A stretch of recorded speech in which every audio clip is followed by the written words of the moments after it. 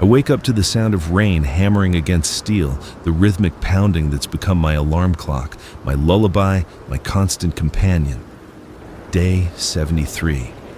Or maybe 74. I've stopped being precise about it because what's the point? The calendar on my phone died 6 weeks ago, and the last of the world's cellular networks finally gave up the ghost.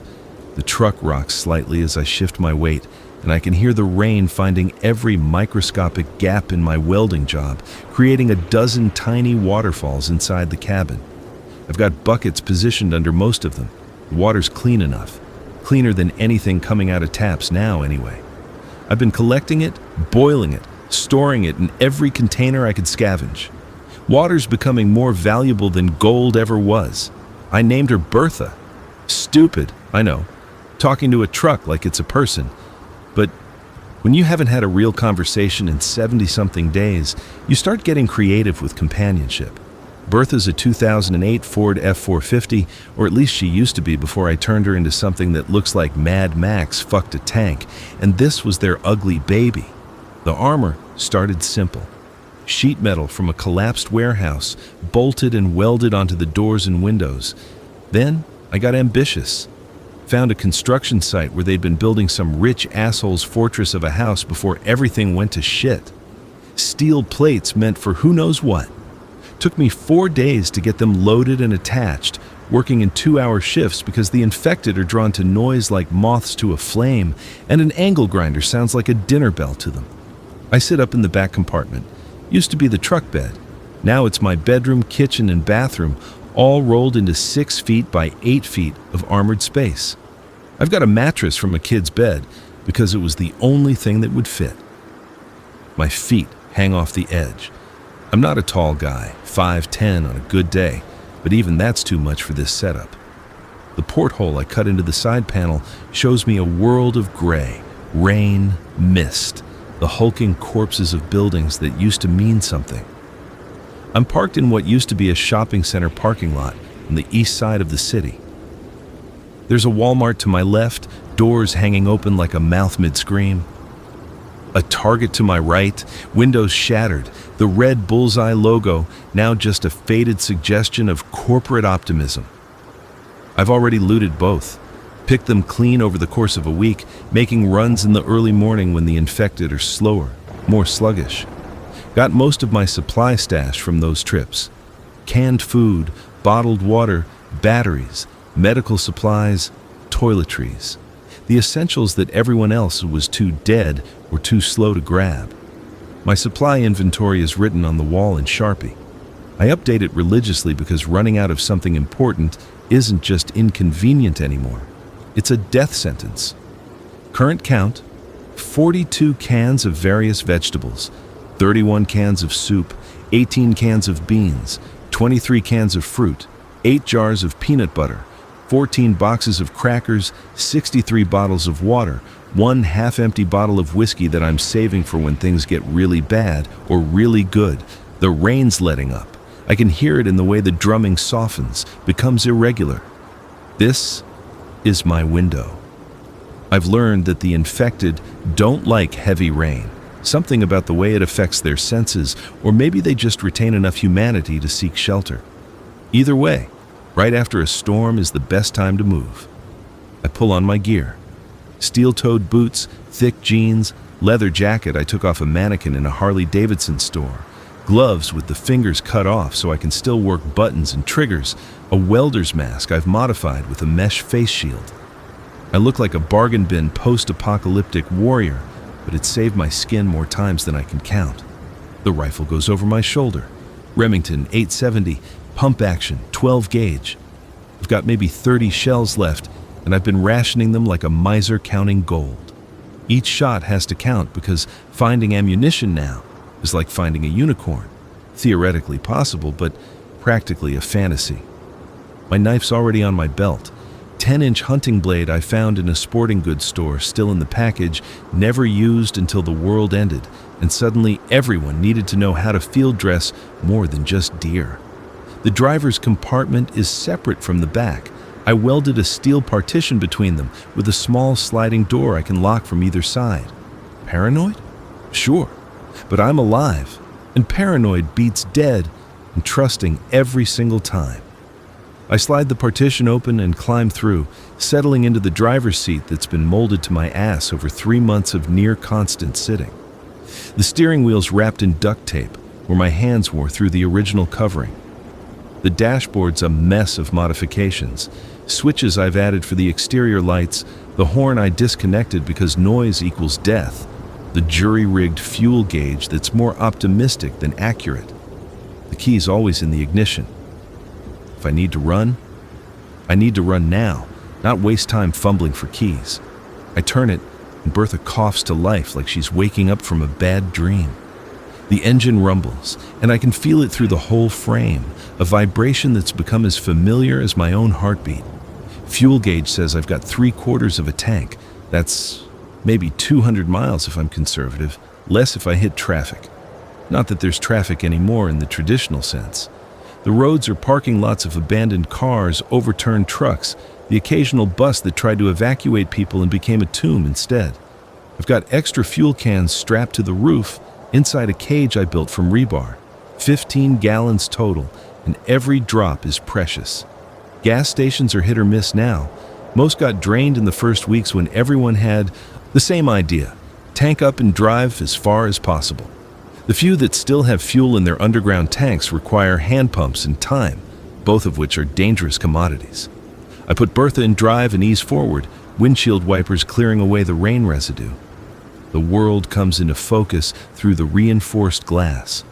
I've got steel mesh over the windshield welded into a grid pattern that lets me see out, but makes it damn near impossible for anything to break through. It cuts my visibility by maybe 30%. That's a trade I'm willing to make. The parking lot's full of cars in various states of decay. Some have bodies inside, or what's left of bodies after 3 months of decomposition in sealed metal containers. I don't look too close anymore. That kind of thing used to bother me, used to make my stomach turn, used to give me nightmares. Now, it's just part of the landscape, as unremarkable as a stop sign or a fire hydrant. I navigate through the maze, slowly, carefully. Bertha's big and she's tough, but she's not invincible. I've reinforced the tires with run-flat inserts I salvaged from a police vehicle depot, but a sharp enough piece of metal in the wrong place could still cause problems. And changing a tire while the infected swarm you sounds like a great way to become lunch. There's movement near the Walmart entrance. 3 of them, shuffling out from the interior darkness, like customers who forgot what they came to buy and never figured it out. They used to be people. I can still see hints of it. One's wearing a Walmart vest, name tag still pinned to the chest. Jessica. Assistant manager probably. The other 2 are in civilian clothes, torn and stained with things I don't want to identify. They haven't noticed me yet. The engine noise is low, muffled by the rain and distance. I could probably roll past without drawing attention, and that's what I should do. Conservation of resources, pick your battles, don't engage unless necessary. All the rules I've made for myself to stay alive. But I need to test something. Call it scientific curiosity or boredom-induced stupidity, but I've been developing a theory about their behavior, and verification requires experimentation. I tap the brake lightly, and Bertha's brake lights flare red. Nothing. No reaction from the 3 infected. I try the headlights, flashing them once. Still nothing. They continue their aimless wandering, moving with a distinctive shuffle step that's part drunk, part marionette with tangled strings. Now comes the real test. I've got a speaker mounted on the roof, connected to a sound system I ripped out of an electronics store. The kind of setup teenage idiots used to install so they could blast rap music loud enough to rattle windows 3 blocks away. I've loaded it with different sounds, recordings I made before my phone died. I flip the switch for playback and select option 3. Dog barking. The sound erupts from the speaker, tinny but loud. The aggressive bark of a large dog defending territory. The effect is immediate and dramatic. All 3 infected snap their heads toward Bertha in perfect unison, a movement so synchronized it's creepy as hell. Then they start moving, not the aimless shuffle anymore, but purpose-driven motion, arms reaching, mouths opening.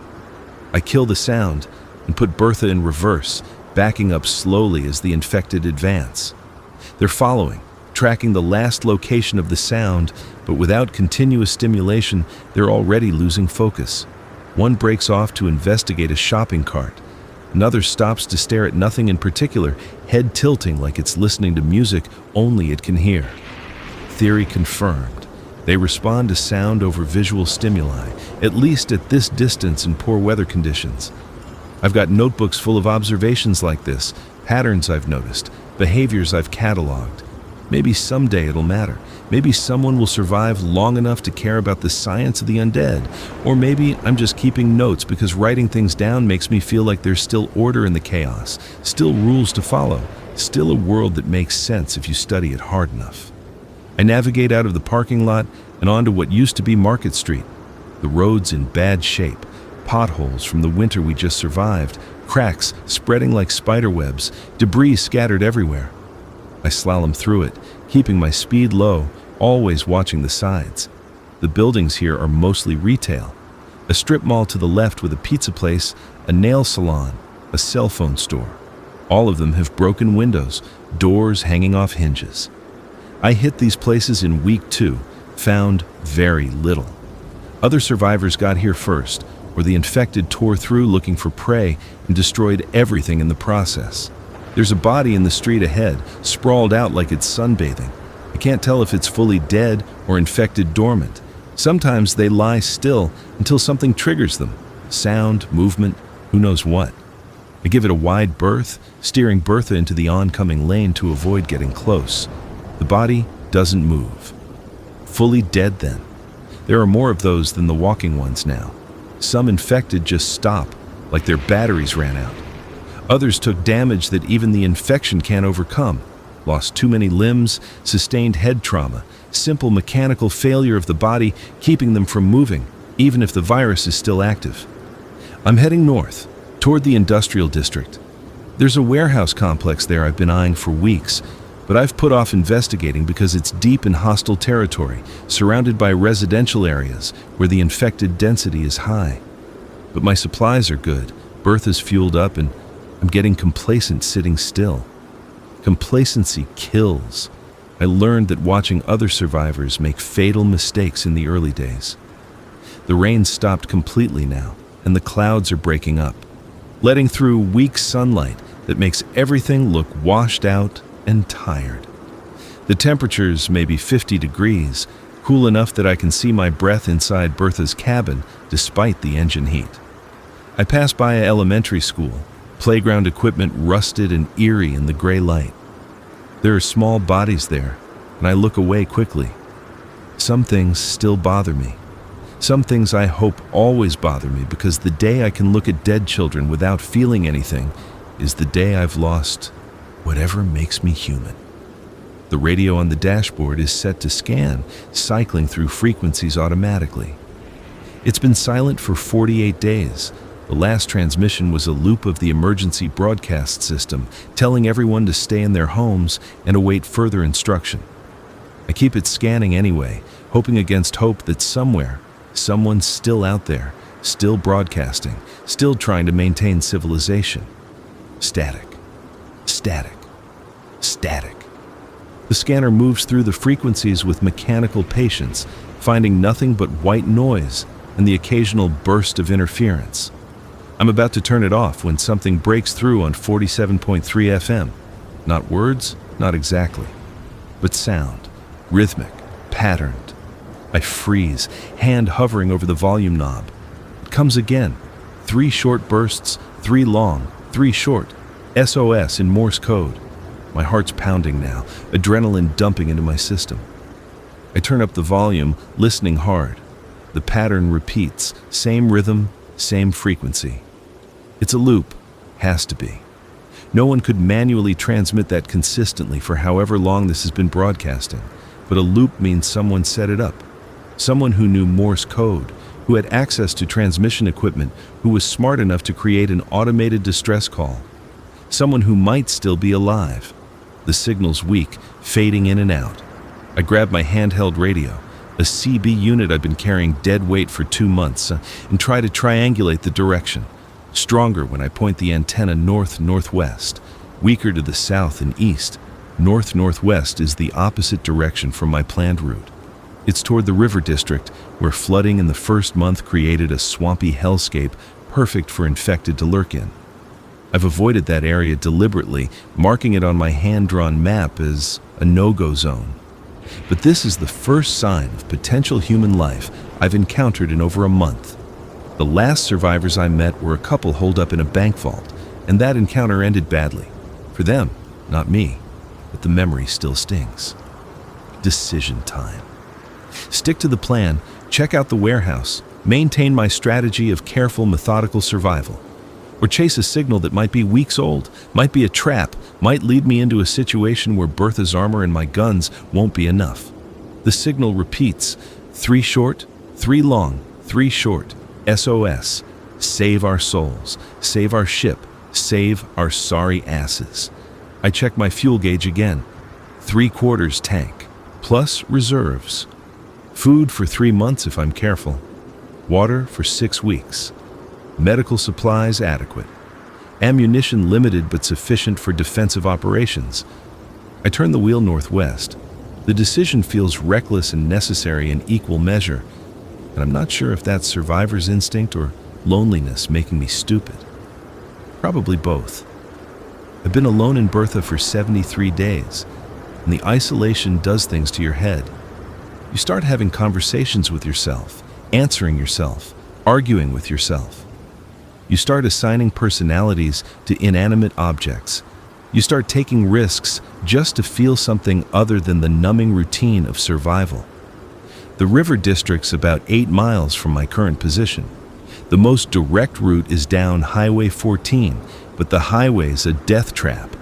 Last time I scouted it, there were thousands of infected packed bumper to bumper between stalled vehicles, a mass migration heading somewhere, following some instinct or stimulus I couldn't identify. I'll take the surface streets, wind through the neighborhoods, stay mobile and unpredictable. It'll take longer, use more fuel, but it's survivable. Probably. The houses start appearing as I leave the commercial zone. Typical American suburban sprawl, 2-story colonials, ranch-style homes, the occasional McMansion trying too hard to look impressive. Every lawn's overgrown now, nature reclaiming territory with the aggressive enthusiasm of something that's been held back too long. Some houses show signs of struggle, doors broken in, windows shattered, dark stains on siding that could be blood or mold or both. Others look untouched, pristine, like their occupants just went on vacation and forgot to come back. Those are the worst ones. The quiet houses. Because you know there are people inside, or what used to be people, waiting in bedrooms and kitchens and bathrooms. Families who locked themselves in thinking they could wait it out, not understanding that the wait would be forever, that the help wasn't coming, that the last sound they'd hear would be their own family members turning. I've been inside a few of those houses in the early days, scavenging for supplies. I don't anymore. The supplies aren't worth the psychological cost. Movement in my peripheral vision pulls my attention to the right. An infecteds emerge from behind a minivan parked in a driveway. Male, 40s probably, wearing what used to be a business suit. The ties still knotted at the throat, perfectly straight, and there's something darkly funny about that. The world ended, but his tie knot survived. He sees Bertha and starts shambling in my direction, arms outstretched in that classic zombie pose that would be cliché if it wasn't my actual life. I maintain speed, not accelerating because that wastes fuel, not decelerating because that invites danger. The infected's not fast enough to catch me. They never are when I'm in Bertha. That's her advantage, mobile fortress, impervious to their grasping hands and biting teeth. As long as I keep moving, I'm untouchable. More infected are emerging now, drawn by the sound of the engine or maybe by some chemical signal I don't understand. They come out of houses, from behind cars, out of bushes and garages. A crowd's forming in my wake, a shambling parade of the dead following the only moving thing in their static world. I count them because that's what I do. Quantify threats, assess danger numerically. 17 visible. Probably more I can't see. The density's higher here than I expected, which means either there were more people living in this neighborhood than average, or infected from other areas have migrated here for reasons unknown. The CB radio's still picking up the SOS signal, stronger now. I'm getting close. Maybe another 2 miles, maybe less. The signal's cycling every 30 seconds, consistent as a heartbeat. I'm on Riverside Drive now, and I can see the river through gaps between houses. The water's high from the rain, brown and churning, carrying debris downstream. Branches, trash, what might be a body, but I don't look long enough to confirm. The flooding everyone feared in April happened in May instead. Turned the whole Riverside area into a disaster zone, even before you factor in the undead. The houses here are older, early 20th century construction, the kind that sold to people who wanted character and got knob and tube wiring and lead pipes instead. They're elevated on small hills or berms, protection against routine flooding that proved inadequate when routine became catastrophic. The SOS signal's loud now, clear, no static. I'm practically on top of the source. I slow Bertha to a crawl, scanning for the transmission point. My hands on the rifle, ready, but not yet committed. Hope for the best, prepare for the worst. That's been my motto since day one. There, a house on the left, set back from the road on a raised foundation. It's 2 stories, Victorian style, painted yellow with white trim. Or it was. Paint's peeling now, showing gray wood underneath. But what catches my attention is the antenna on the roof. Proper radio equipment, not consumer-grade stuff. Someone knew what they were doing. The windows are boarded up, every single one I can see. The boards look sturdy, professionally installed, not the panic-nailing job most people managed. There's a fence around the property, chain link, 7 feet tall with barbed wire on top. Recent addition, post-apocalypse for sure. And the gate's open. That's wrong. Every instinct I've developed over 3 months is screaming that open gates mean bad things. Either someone left in a hurry, or something got in, or it's bait for a trap. The fence is meaningless if the gate's not closed. I stop Bertha in the middle of the street, engine idling, watching the house. The infected who were following me are maybe a block back, still coming but not urgent. I've got time to observe, to think, to decide. The front door's closed. No visible damage, no bodies in the yard, no signs of struggle. The grass is overgrown but not completely wild, maybe a month without mowing, maybe 6 weeks. Hard to tell. The antenna's definitely active. I can see a small light blinking red at its base, some kind of power indicator, which means either there's generator power or battery backup, both of which are precious resources that suggest serious preparation. I could drive away, write this off as too risky, too unknown, stick to the plan, hit the warehouse, maintain the safe routine. The signal will keep broadcasting and someone else can answer it, or no one will, and whoever set it up is already dead and none of this matters. But I'm so goddamn tired of being alone. I put Bertha in park and kill the engine. The silence is immediate and oppressive, broken only by the distant sound of the river and the closer sound of infected moaning as they shuffle toward me. I've got maybe 5 minutes before they arrive in force. The rifle comes off my shoulder and I chamber around. The sound is crisp and clean, a mechanical certainty in an uncertain world. I check my knife, my backup knife, the small pistol in my ankle holster that's got 6 rounds and a prayer. Then, I'm out of Bertha, boots on pavement, exposed and vulnerable for the first time in days. The air smells like rain and rot, a combination I've learned to associate with the new normal. I move toward the gate, rifle up, sweeping angles. The yard's clear. I check the corners, the bushes, the covered porch. Nothing moves except overgrown grass in the breeze. The front door's definitely closed, deadbolt visible through the window in the door's center. The infected are closer now.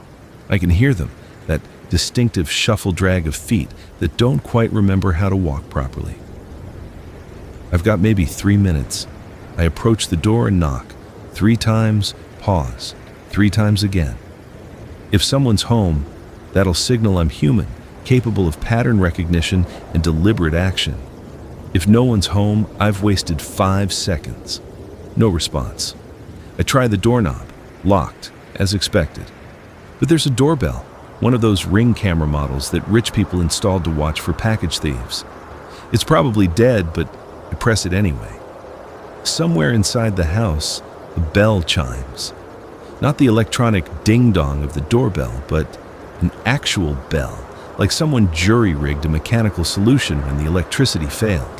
Clever. Still no response. The infected are at the fence line now. I can see them through the open gate, a dozen at least, more behind them.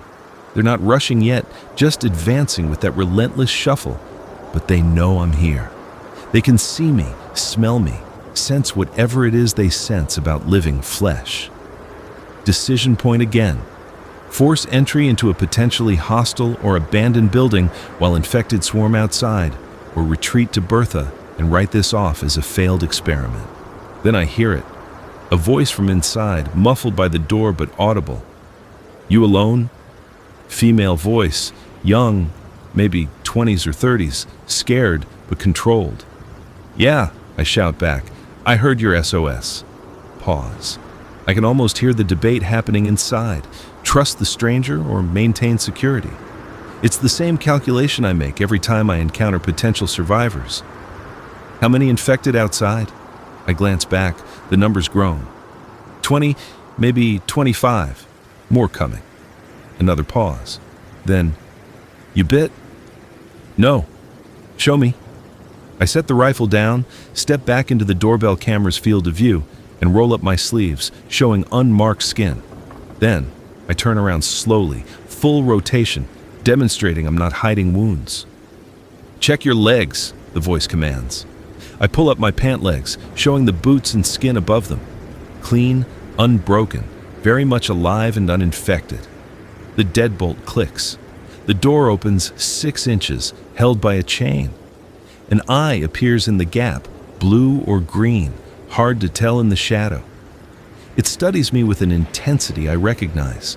The look of someone who's had to make life or death judgment calls and knows they're making another one right now.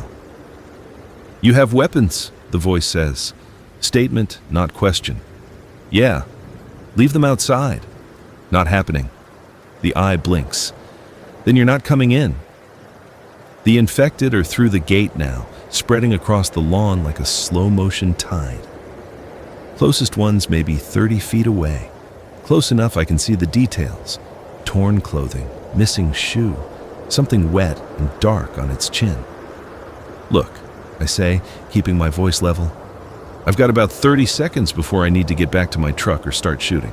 I'm not leaving my guns out here, and you're not surviving alone much longer if you don't accept help. So we can debate terms while the infected eat both of us. Or you can make a call." Silence. The infected at 20 feet now. I can smell them, that sweet rot stench that's become nauseatingly familiar. The chain drops. The door swings open. Inside. Now. I grab my rifle and move, crossing the threshold into darkness. The door slams behind me, deadbolt clicking, chain sliding home. I hear other sounds, boards being wedged against the door, multiple locks engaging, the whole entrance being sealed like an airlock. My eyes adjust slowly.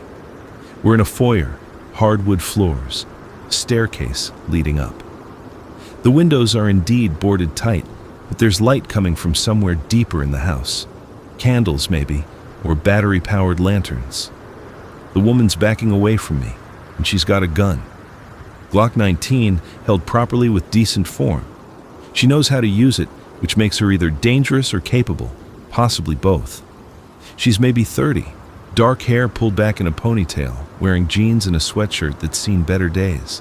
Thin, too thin, the kind of weight loss that comes from stress and insufficient calories, but her hands are steady, and her eyes are sharp. Radio. "Room's upstairs," she says. "I've been broadcasting for 11 days. You're the first person to show up." Lucky me. Maybe, maybe not. She gestures with the gun toward the interior of the house. Living room. Slowly, hands where I can see them. I comply because she's got the advantage here, knows the terrain, has home field security. The living room's set up like a command center. Folding table with maps spread out, notebooks, a battery-powered radio transceiver, water bottles, canned food stacked in neat rows. "Sit," she orders, indicating a chair that's positioned away from the supplies, away from the windows in the open where I can't surprise her. I sit. She takes up position across the room, gun still trained on me, finger outside the trigger guard but ready. "I'm Sarah," she says after a moment. "Who are you?" I'm not giving my name to someone pointing a gun at me. A ghost of a smile crosses her face. Fair enough. But the gun doesn't lower. "Why did you come here?" "Told you. Heard your SOS." That explains proximity, not motivation. Most people with survival capabilities aren't looking to take on additional liabilities. She's smart, I'll give her that. Most people are dead. I'm getting tired of talking to myself. Loneliness is a terrible reason to make strategic decisions. And broadcasting an SOS is what? A great strategic move? The gun wavers slightly. It was calculated. I've got supplies for maybe another month, less if I'm unlucky. No transportation, limited ammunition. The infected density in this area is increasing daily. I needed either rescue or partnership. Partnership? I let skepticism color the word. You've got a vehicle. I saw it before you came in. Improvised armor, probably mobile, definitely functional. You're equipped for long-term survival. But you're alone, which means you're vulnerable in any static situation, and you can't cover all angles simultaneously. I'm impressed despite myself. She's been thinking tactically, assessing assets and liabilities. And you offer what exactly? Medical training. I was a paramedic before everything collapsed. I've got skills you probably need. She nods toward a corner where I see a medical bag, professional-grade equipment, plus local knowledge. I've lived in the city for 8 years. I know infrastructure, resource locations, safe routes. You know what the infected patterns are like? Better than most. I've been documenting their behavior. She gestures to one of the notebooks. Movement patterns, response stimuli, density fluctuations by time and weather, 3 months of observation. Now she has my full attention. I've been doing the same thing. The gun lowers an inch, not much, but enough to notice. Then you understand the value of data aggregation. Outside, something heavy slams into the front door. The infected have reached the house. More impacts follow. Fists, heads, bodies throwing themselves against the barrier with the mindless persistence that makes them so dangerous despite their individual weakness. Sarah doesn't flinch. They'll keep that up for maybe an hour, then lose interest if there's no sustained stimulus. The house is secure. I've reinforced all entry points. What about the open gate?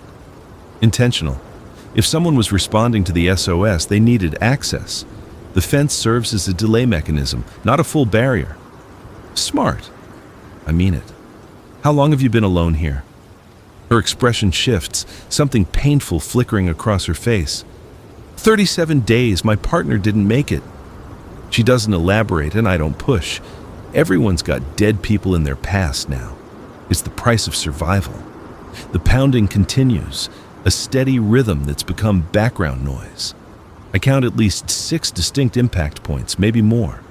They're surrounding the house, testing it, looking for weakness. Your truck, Sarah says. Is it secure out there? As secure as it can be. Fully armored, locked, reinforced windows. They can't get in. Can they disable it? Good question. Probably not. I've protected all the critical components. But given enough time and numbers, they could potentially compromise the tires or fuel lines. She considers this. How long can you survive in the truck? 3 months on current supplies. Longer if I ration aggressively. And you came here because of loneliness. Among other reasons. The gun's down now, pointed at the floor. Not holstered, but no longer an immediate threat. I need to leave this location. The flooding's getting worse, and my supply situation is untenable long term. If we pool resources, combine capabilities, we increase both our survival probabilities. I study her, looking for signs of deception, desperation, instability. I see calculation and fatigue and a hardness that comes from losing everything and choosing to keep going anyway. I see someone like me. "What's your ammunition situation?" I ask. 43 rounds, 9mm. 2 magazines for the Glock, 1 for a backup pistol. No rifle ammunition. Medical supplies? Extensive. I grabbed everything from my ambulance and raided 2 pharmacies before they were picked clean. Antibiotics, painkillers, surgical equipment, IV fluids, enough to run a small clinic. That's valuable. Extremely valuable. Infections are probably killing more survivors than the infected at this point. What about food? Limited, maybe 30 days if I'm disciplined. Water's adequate. I've been collecting rainwater and have purification tablets. I'm doing the math. Her medical supplies and local knowledge versus my mobility and defensive capability. Her immediate needs versus my long-term isolation. Risk versus reward. The pounding on the door intensifies. Something's changed. The rhythm's more urgent, more focused. Sarah notices too, her gun coming back up. "That's not normal," she says quietly. I stand, moving to one of the boarded windows, where there's a narrow gap. Peering through, I can see the front yard. There are more infected than before, way more. They're pouring through the open gate like water through a break in a dam. Fuck, I breathe. There's got to be 50 of them. That's impossible. The density in this area averages 12 to 15 within a quarter-mile radius. I've been tracking it. Well, your data just became obsolete. I count again, hoping I'm wrong. I'm not. 53 visible, more coming. They're packed against the house, climbing over each other, creating a wall of bodies. Sarah's at another window, confirming my count. Her face has gone pale. This is a mass migration event. I documented one 3 weeks ago, but it was 2 miles south of here. What triggers them? Unknown. Best hypothesis is pheromone response to concentrated prey, but that's speculation. The house shakes under the collective weight. I hear wood splintering, not from the front door, but from somewhere else. Side window, maybe, or the back door. "We need to leave," I say. "Now." I can't carry all my supplies. "Take what's critical. Medicine, weapons, food that's portable. 30 seconds, then we move." She doesn't argue, just starts grabbing items with practiced efficiency. Medical bag, backpack, stuffing in medication bottles and canned goods. I help, shoving supplies into a duffel bag I find in the corner. The splintering sound's getting louder. They're breaking through somewhere. The sheer number of bodies creates force that individual infected can't generate. "Back door," Sarah says. "That's where they'll breach first. It faces the river. Less reinforcement because I didn't expect approach from that angle." "Where's the garage?" "Attached, side entrance from the kitchen." "Can we get to my truck from there?" She thinks fast, probably visualizing the layout. "Maybe. If we move through the garage to the side yard, we might have a window before they reorient." It's a shit plan, but it's the only plan. I grab the duffel bag, slinging it over my shoulder. Sarah's got the medical bag and backpack, loaded heavy but manageable. A crash from the back of the house. They're through. We run, through the living room into the kitchen, Sarah leading because she knows the layout. I can hear them behind us, that horrible, wet, shambling sound multiplied by dozens. The kitchen's dark, just emergency lighting from glow sticks. Sarah's activated. The garage door's already open. She must have pre-planned escape routes. Smart. We pile through into a space that smells like oil and dust. There's a car here, a Honda Civic, looking pristine and useless. "Out of gas," Sarah explains, seeing me look. I siphoned it for the generator 3 weeks ago. The garage door to the outside is manual, no power to the opener. I drop the duffel bag and grab the handle, putting my back into it. The door resists, stuck or locked or warped. Behind us, infected are pouring into the kitchen, drawn by the movement and sound. Sarah adds her strength to mine. Together we heave, and the door gives suddenly, rising with a screech of protesting metal. Afternoon light floods in, gray and weak but enough to see by. The side yard's clear. For now. Bertha's visible in the street, maybe 40 feet away, surrounded by infected but untouched. They're clawing at her armor, trying to break through, achieving nothing. "That's your truck?" Sarah asks, and there's doubt in her voice. "She's tougher than she looks. Come on!" We sprint. I'm carrying the rifle and duffel bag. Sarah's got the medical supplies, and her Glock drawn. The infected see us immediately, and the ones at Bertha start turning, redirecting toward fresh mobile prey. 30 feet.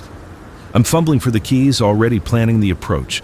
Driver's side door, get Sarah in first, then me, seal it behind us. 20 feet.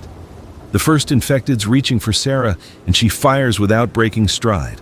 The shot's center mass. The infected goes down, but not dead, just immobilized. 10 feet. More infected converging from all directions. I see the composition of the horde. All ages, all types, unified only in their hunger and corruption. A teenager in a soccer uniform, an elderly woman in a bathrobe, a businessman still clutching a briefcase. I reach Bertha and key the lock, yanking the driver's door open. "In!" Sarah doesn't hesitate, throwing her bags in and climbing after them. I'm right behind her, rifle reversed to use the butt as a club against an infected getting too close. The impact crushes its skull with a wet crunch, and it drops. I'm in. Door slammed, locked. The infected are hammering against Bertha's sides, rocking her but not breaching.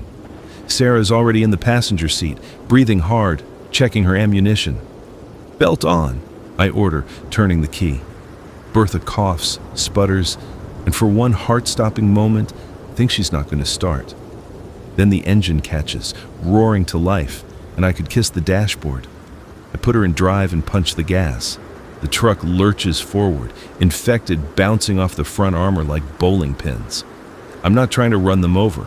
That's a good way to get stuck on bodies, but I'm not avoiding them either. Bertha's weight and momentum just push them aside.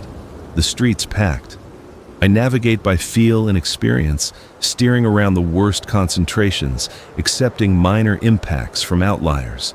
Sarah's gripping the door handle, watching the side mirror where infected are giving chase. "They're following," she observes. They always do. We'll lose them once we get distance and speed. I hang a right onto Riverside Drive, accelerating now that the road's clearer. The infected recede in the mirror, still pursuing but falling behind rapidly. Their top speed is maybe 5 miles per hour in optimal conditions. Bertha can do 60 even loaded down. We drive in silence for several minutes, putting miles between us and the house. I'm running through mental checklists, fuel status, structural integrity, passenger integration protocols. Sarah's doing her own assessment, studying the interior of Bertha with professional interest. "This is impressive," she finally says. "Custom fabrication?" "Yeah. Started with a stock F450, added armor and modifications over 6 weeks. Still not finished. There's always something to improve." She examines the welding seams, the reinforced doors, the mesh over the windows.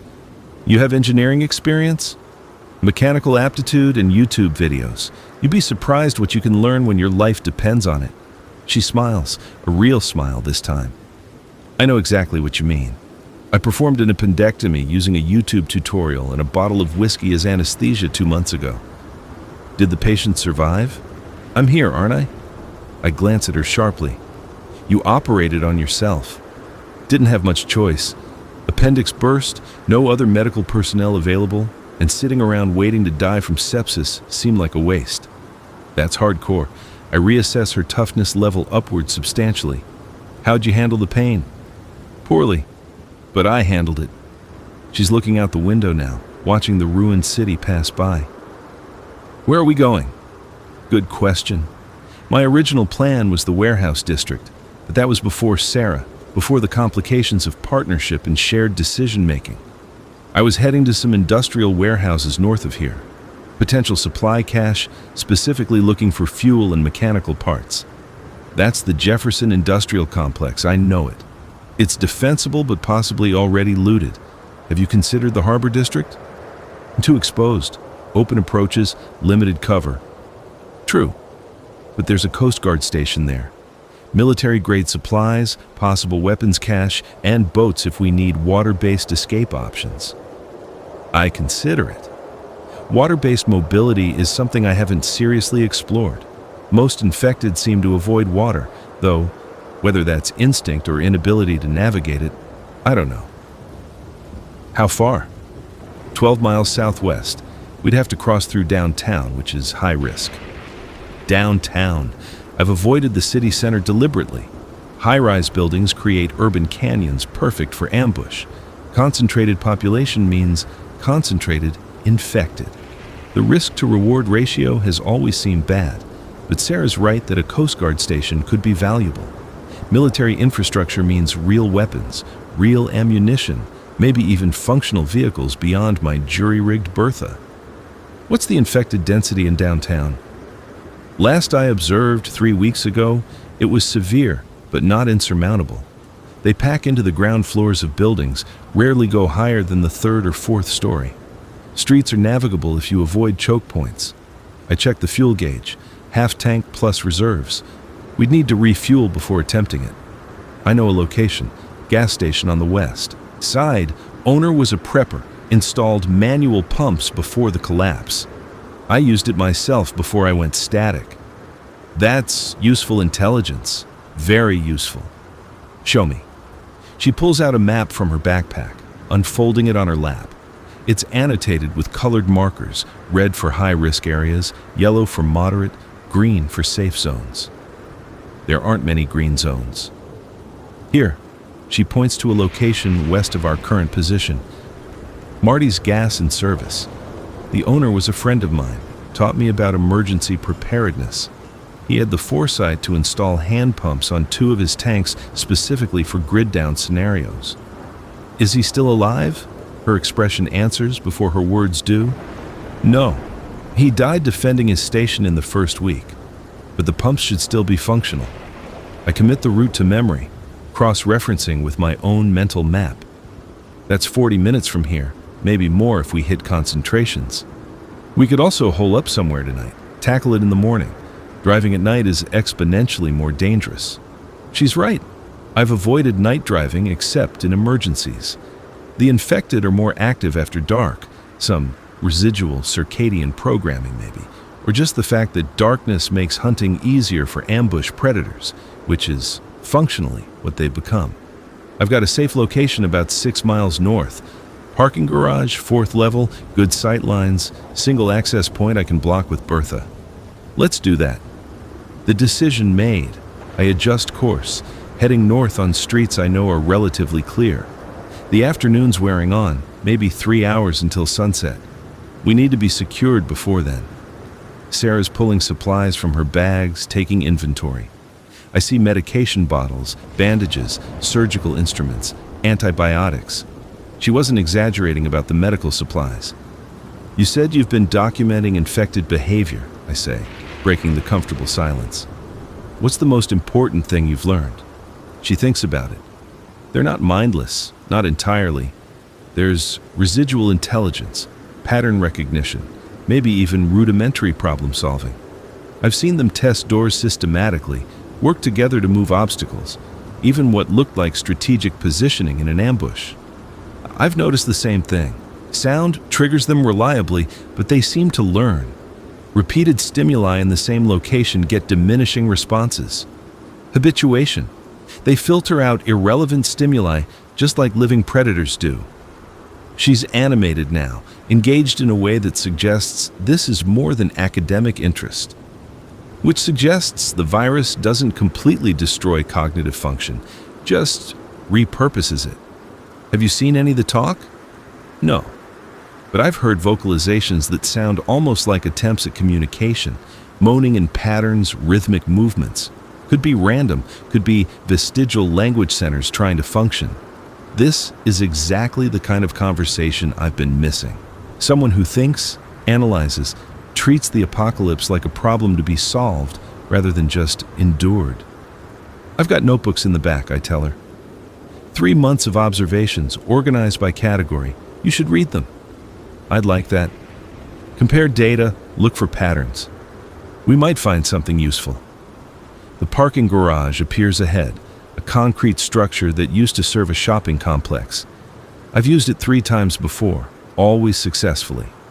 The approach is clear, and I navigate Bertha up the ramps carefully, concrete scraping against her undercarriage. 4th level, as promised. Open air but covered, good visibility in all directions. I park in the center, away from edges, and kill the engine.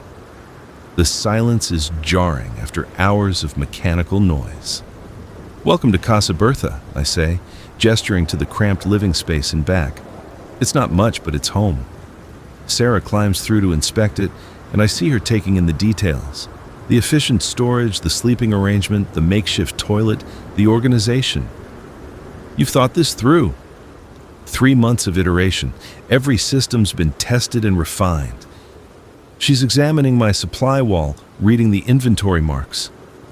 "You're disciplined. Discipline keeps you alive." We spend the next hour organizing, integrating Sarah's supplies with mine, recalculating the survival timeline now that there are 2 of us. The math's sobering. We've got maybe 6 weeks of food if we ration strictly, water for a month if we're careful, and can source additional along the way. Night's falling. I light a small LED lantern, just enough to see by. Sarah's breaking out food for dinner, canned stew heated on a portable camping stove I've rigged to use butane canisters. "How long since you've had a hot meal?" she asks. "Week and a half. I've been conserving fuel." Tonight we splurge.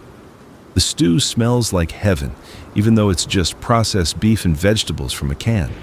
We eat in silence, savoring warmth and flavor that's become rare luxury. After dinner, as we're cleaning up, Sarah asks, "You never told me your name." I consider it. Names create connection. Connection creates vulnerability. But if we're partnering, if we're trusting each other with our lives, anonymity seems pointless. "Marcus," I tell her. "I'm Marcus." She extends her hand formally, and we shake. Her grip is firm, calloused from work and survival. "Nice to meet you, Marcus. Thanks for answering my SOS. Thanks for not shooting me when I showed up." She laughs, a sound that's startling in its normalcy. When's the last time I heard someone laugh? Not survive laugh, not hysteria laugh, but genuine amusement laugh. I can't remember. We settle in for the night, Sarah in the makeshift bed, me in the driver's seat, which reclines almost flat. It's awkward, sleeping this close to someone I just met, but it's also reassuring. Someone else breathing, someone else alert to danger, someone else to share the watch. "Marcus?" Sarah's voice is quiet in the darkness. "Yeah? What happened to you? I mean, how did you survive?" Fair question. I was a delivery driver when it started. FedEx. I was out on my route when the news broke, already in my truck, already mobile. I just kept driving. What about you? Ambulance call. We responded to what we thought was a multi-car accident on the highway. It was infected attacking vehicles. My partner got bit trying to help someone. I didn't. The simplicity of survival sometimes comes down to being in the right place at the exact right moment, or the wrong place at the exact wrong moment, depending on your perspective. You must miss him, I venture. Her. And yes, every day. We were together 4 years, engaged. The pain in her voice is raw, fresh, despite the weeks past. She turned in the ambulance while I was driving. I had to stop her. I don't say I'm sorry, because sorry is worthless, has been worthless since the day the world ended. Instead, I say, you did what you had to do. She'd understand that. Would she? The question hangs in the air, unanswerable. We don't talk more that night. Sleep comes eventually, uneasy and interrupted. But it comes. And when I wake to weak sunlight filtering through concrete pillars, Sarah's already up, checking supplies, planning the day. Partnership, I think. Maybe this could work. Day 74 begins with inventory and planning. Sarah's spread her annotated map on Bertha's hood, weighing down the corners with canned goods. I'm checking tire pressure and fluid levels, the morning maintenance ritual that's kept me alive. The route to Marty's, Sarah's saying, tracing a path with her finger, goes through residential areas mostly. Infected density should be moderate but manageable. Biggest risk is the overpass at Miller Street. Elevated position means we can't avoid it, and if there's a concentration, we'll be boxed in. I join her at the map. What about alternates? Surface streets add 40 minutes and take us through the warehouse district, which is unknown territory. Could be clear, could be a death trap. Unknowns are worse than knowns. I've learned that lesson repeatedly. We take your route, but we scout the overpass from distance first. If it's blocked, we backtrack and take the long way. She nods agreement. Once we're fueled, the Coast Guard station is here. Another point on the map, on the harbor. Access is tricky. Single road approach, bridge over a canal. If the bridge is compromised, we're out of options. What's the backup objective if the Coast Guard station is a bust? There's a National Guard armory 15 miles east. Less certain about supplies, but possible weapons cache. I'm impressed by her planning. Multiple objectives, contingencies, risk assessment. She's been thinking strategically while alone, same as me. We load up and roll out by 7 a.m. The morning's cool, fog rising from the river in the distance. Infected are less active in the early hours. I've documented this pattern repeatedly. Something about circadian rhythms persisting even in death. The residential streets are haunted quiet. Houses standing empty, cars in driveways like their owners just stepped inside for a minute.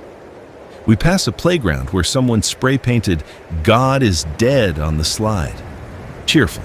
Sarah's navigating, calling out turns. Left on Oakwood and 50 feet. Got it.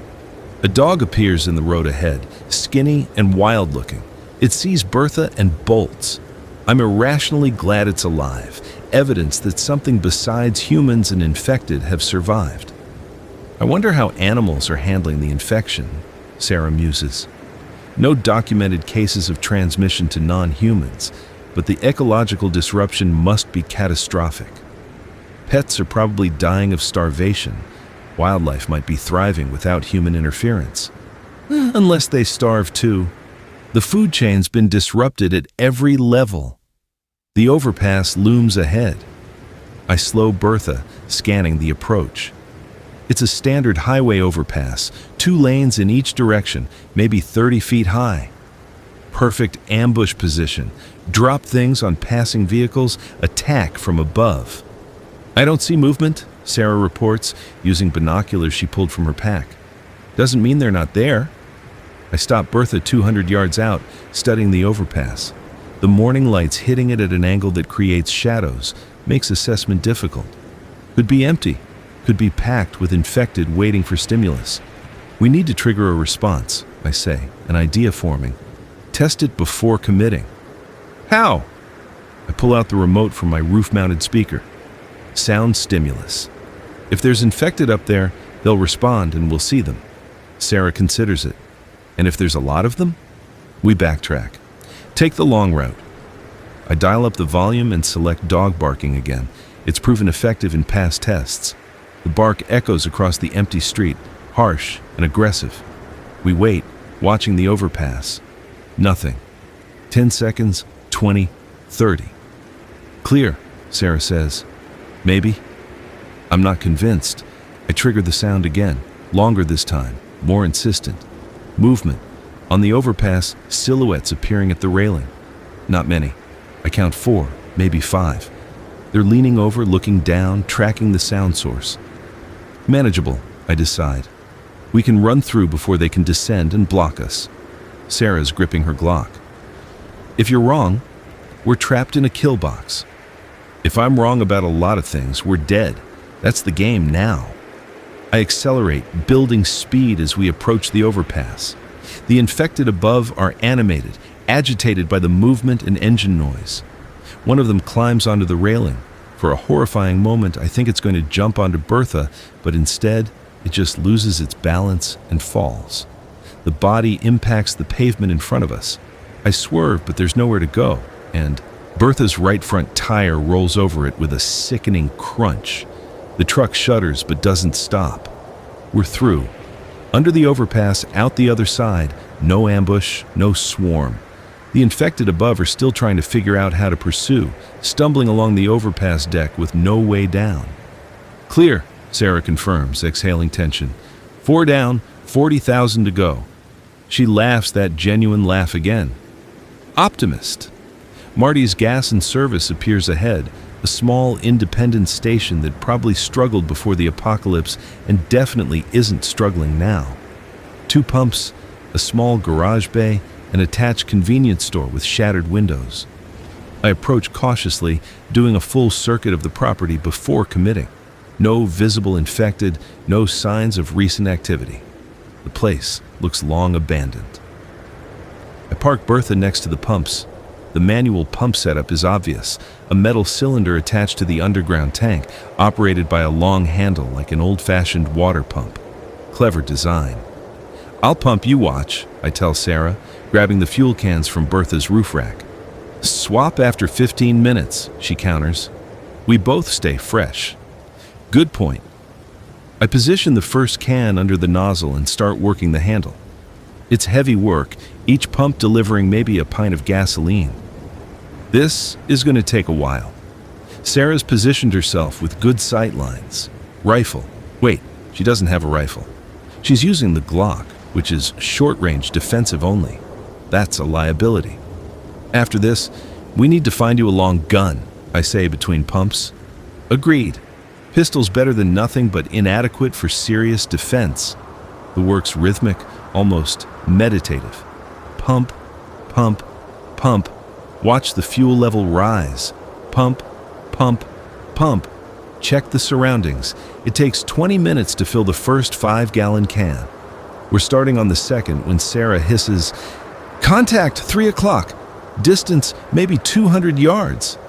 I risk a glance. A group of infected 6 or 7 shambling down the street toward us. They've noticed Bertha or the movement, or maybe just wandered this direction by chance. Time to fill? Sarah's calculating. Current rate, maybe 40 minutes for full capacity. We got 20 before they arrive. Fill what we can, then reassess. We work faster, trading off every 5 minutes to prevent fatigue. The fuel's flowing, cans filling, but the infected are getting closer. I can hear them now, that distinctive vocalization, almost like moaning, but not quite. More purposeful, more directed. 15 minutes, 3 cans filled, halfway through the 4th. The infected are at 100 yards, close enough I can see details. Former business people, looks like, probably worked in the office park visible down the street. We need to go, Sarah urges. 1 more can, we need the fuel. Not worth dying for. She's right, but I hate leaving resources behind. Still, survival beats greed every time. Load the cans. We're gone in 60 seconds. We work together, capping the filled cans, securing them in Bertha's storage. The infected are at 50 yards now, accelerating from shuffle to a faster shamble. They know we're here, know we're prey. I'm in the driver's seat, engine turning over. Sarah's securing the last can when one of the infected breaks from the pack, moving faster than the others. It's closing the gap, 20 yards, 15. Sarah, she sees it, draws the Glock, fires twice. Both shots center mass. The infected staggers but doesn't stop, doesn't even slow much. She fires again, this time aiming higher. The headshot connects, and the infected drops like a puppet with cut strings. She's in the truck before the body hits the ground. Go! I'm already moving, Bertha lurching forward, leaving the station and the remaining infected behind. Sarah's breathing hard, adrenaline dump making her hands shake slightly. Good shooting, I tell her. Lucky shooting. I was aiming for center mass on that last one, just pulled high by accident. Luck, skill, same result. We drive for several miles before speaking again, letting the adrenaline fade, processing the close call. It wasn't that close, really. We were never in serious danger, but every encounter is a reminder that death is one mistake away. How much fuel did we get? I ask finally. Sarah checks the cans. 23 gallons plus whatever's in the tank. Maybe enough for 400 miles total. Enough to make the Coast Guard run and have reserves. We're good. The route to the harbor takes us through parts of the city I've avoided. Light industrial areas, aging neighborhoods, the kind of places that were struggling before the collapse and are ruins now. Graffiti covers walls, some of it pre-apocalypse gang tags, some of it desperate messages from survivors. One building has "Safe Zone Ahead" spray-painted in enormous letters. An arrow points north. I wonder if the safe zone ever existed, or if it was wishful thinking, or if it was real but fell like everything else fell. Sarah's documenting the route, adding notes to her map. This area is worse than I expected. Structural damage, fires, flooding. The breakdown of order was severe here. The poor always suffer most in disasters. It's not political commentary, just observable fact. We cross a bridge over the river, water brown and high beneath us. There are boats trapped against the pylons. Pleasure craft, a small yacht, things people tried to escape in before realizing the infection wasn't geographic. The harbor district opens up ahead, and I slow Bertha, assessing. It's more intact than I expected, warehouses still standing, the piers visible, boats still tied up or sunk at their moorings. And there, on a point of land extending into the water, a white building with an unmistakable Coast Guard logo. That's it, Sarah confirms. Station Delta 7. I've been here before. Bring your kid to work day when I was dating a guardsman. How long ago? 5 years. But the layout shouldn't have changed much. Main building has offices and barracks, separate armory building for weapons, boathouse for rescue vessels. Fencing, barriers, chain link perimeter fence, 8 feet tall, gate with vehicle access. The guardsman I dated said security was minimal. This was a rescue station, not a military installation. Minimal security pre-collapse might mean easily overrun, or it might mean underlooted, overlooked in the initial chaos. Only one way to find out. The approach road is single lane, running along the waterfront. I can see the station clearly now, maybe a quarter-mile ahead. And I can see the problem. The gate's open, always a bad sign. Worse, there are vehicles inside the perimeter. Military trucks, Coast Guard SUVs, all positioned haphazardly, like someone was trying to create a barricade and failed, or succeeded, then abandoned it. I don't like this, I say. Neither do I. But we're here. We've committed the fuel, and turning back gains us nothing. She's right, but that doesn't make the approach feel any better. I continue forward slowly, watching for movement, watching for threats. The gate's not just open, it's damaged, chain link torn and bent like something forced through it. Something big, or something determined, or a lot of somethings working together. Inside the perimeter, the grounds look abandoned, but maintained in that eerie way where nature hasn't fully reclaimed, but humans clearly aren't present. Grass overgrown, but not wild. Buildings intact, but ominously quiet. I park Bertha outside the gate, leaving her ready for rapid exit. We approach on foot, weapons ready, covering each other's angles, like we've been doing this together for months instead of less than a day. The main building's door is closed. I test it, unlocked. Of course, because locked doors would be too convenient. The interior is dark, emergency lighting dead, natural light coming through windows. It smells like abandonment, dust and stale air, and something organic that might be decay. Coast Guard Station Delta 7, this is Marcus. I'm entering with one companion. Please identify if anyone's present, I call out, voice echoing through the empty corridor. No response. I'm not sure if that's good or bad. We move through systematically, clearing rooms, offices with paperwork scattered, someone's attempt at evacuation planning visible in meeting room whiteboards, barracks with beds unmade, personal items abandoned mid-packing, a kitchen with dishes still in the sink. It's a Mary Celeste situation, evidence of sudden departure, but no indication of violence or infection. The people here left in a hurry, but not panic, taking some things, but not everything. Check this, Sarah calls from an office. She's found a logbook, the last entries dated 3 months ago, right as everything was collapsing. I read over her shoulder. May 15th, receiving conflicting, Orders. Command structure unclear. Requested permission to evacuate civilian refugees to station. Awaiting response. May 16th, no response from District Command. Local government requesting support for quarantine enforcement. Personnel expressing concern about mission parameters. May 17th, decision made to evacuate station. Remaining supplies to be cached for potential future use. Personnel relocating to offshore platform per emergency protocol. May 17th later. Evacuation complete. Station secured. God help us all. Offshore platform, I say. They had an escape plan. Smart. If the platform exists, if they made it, if it's still viable, Sarah's more skeptical.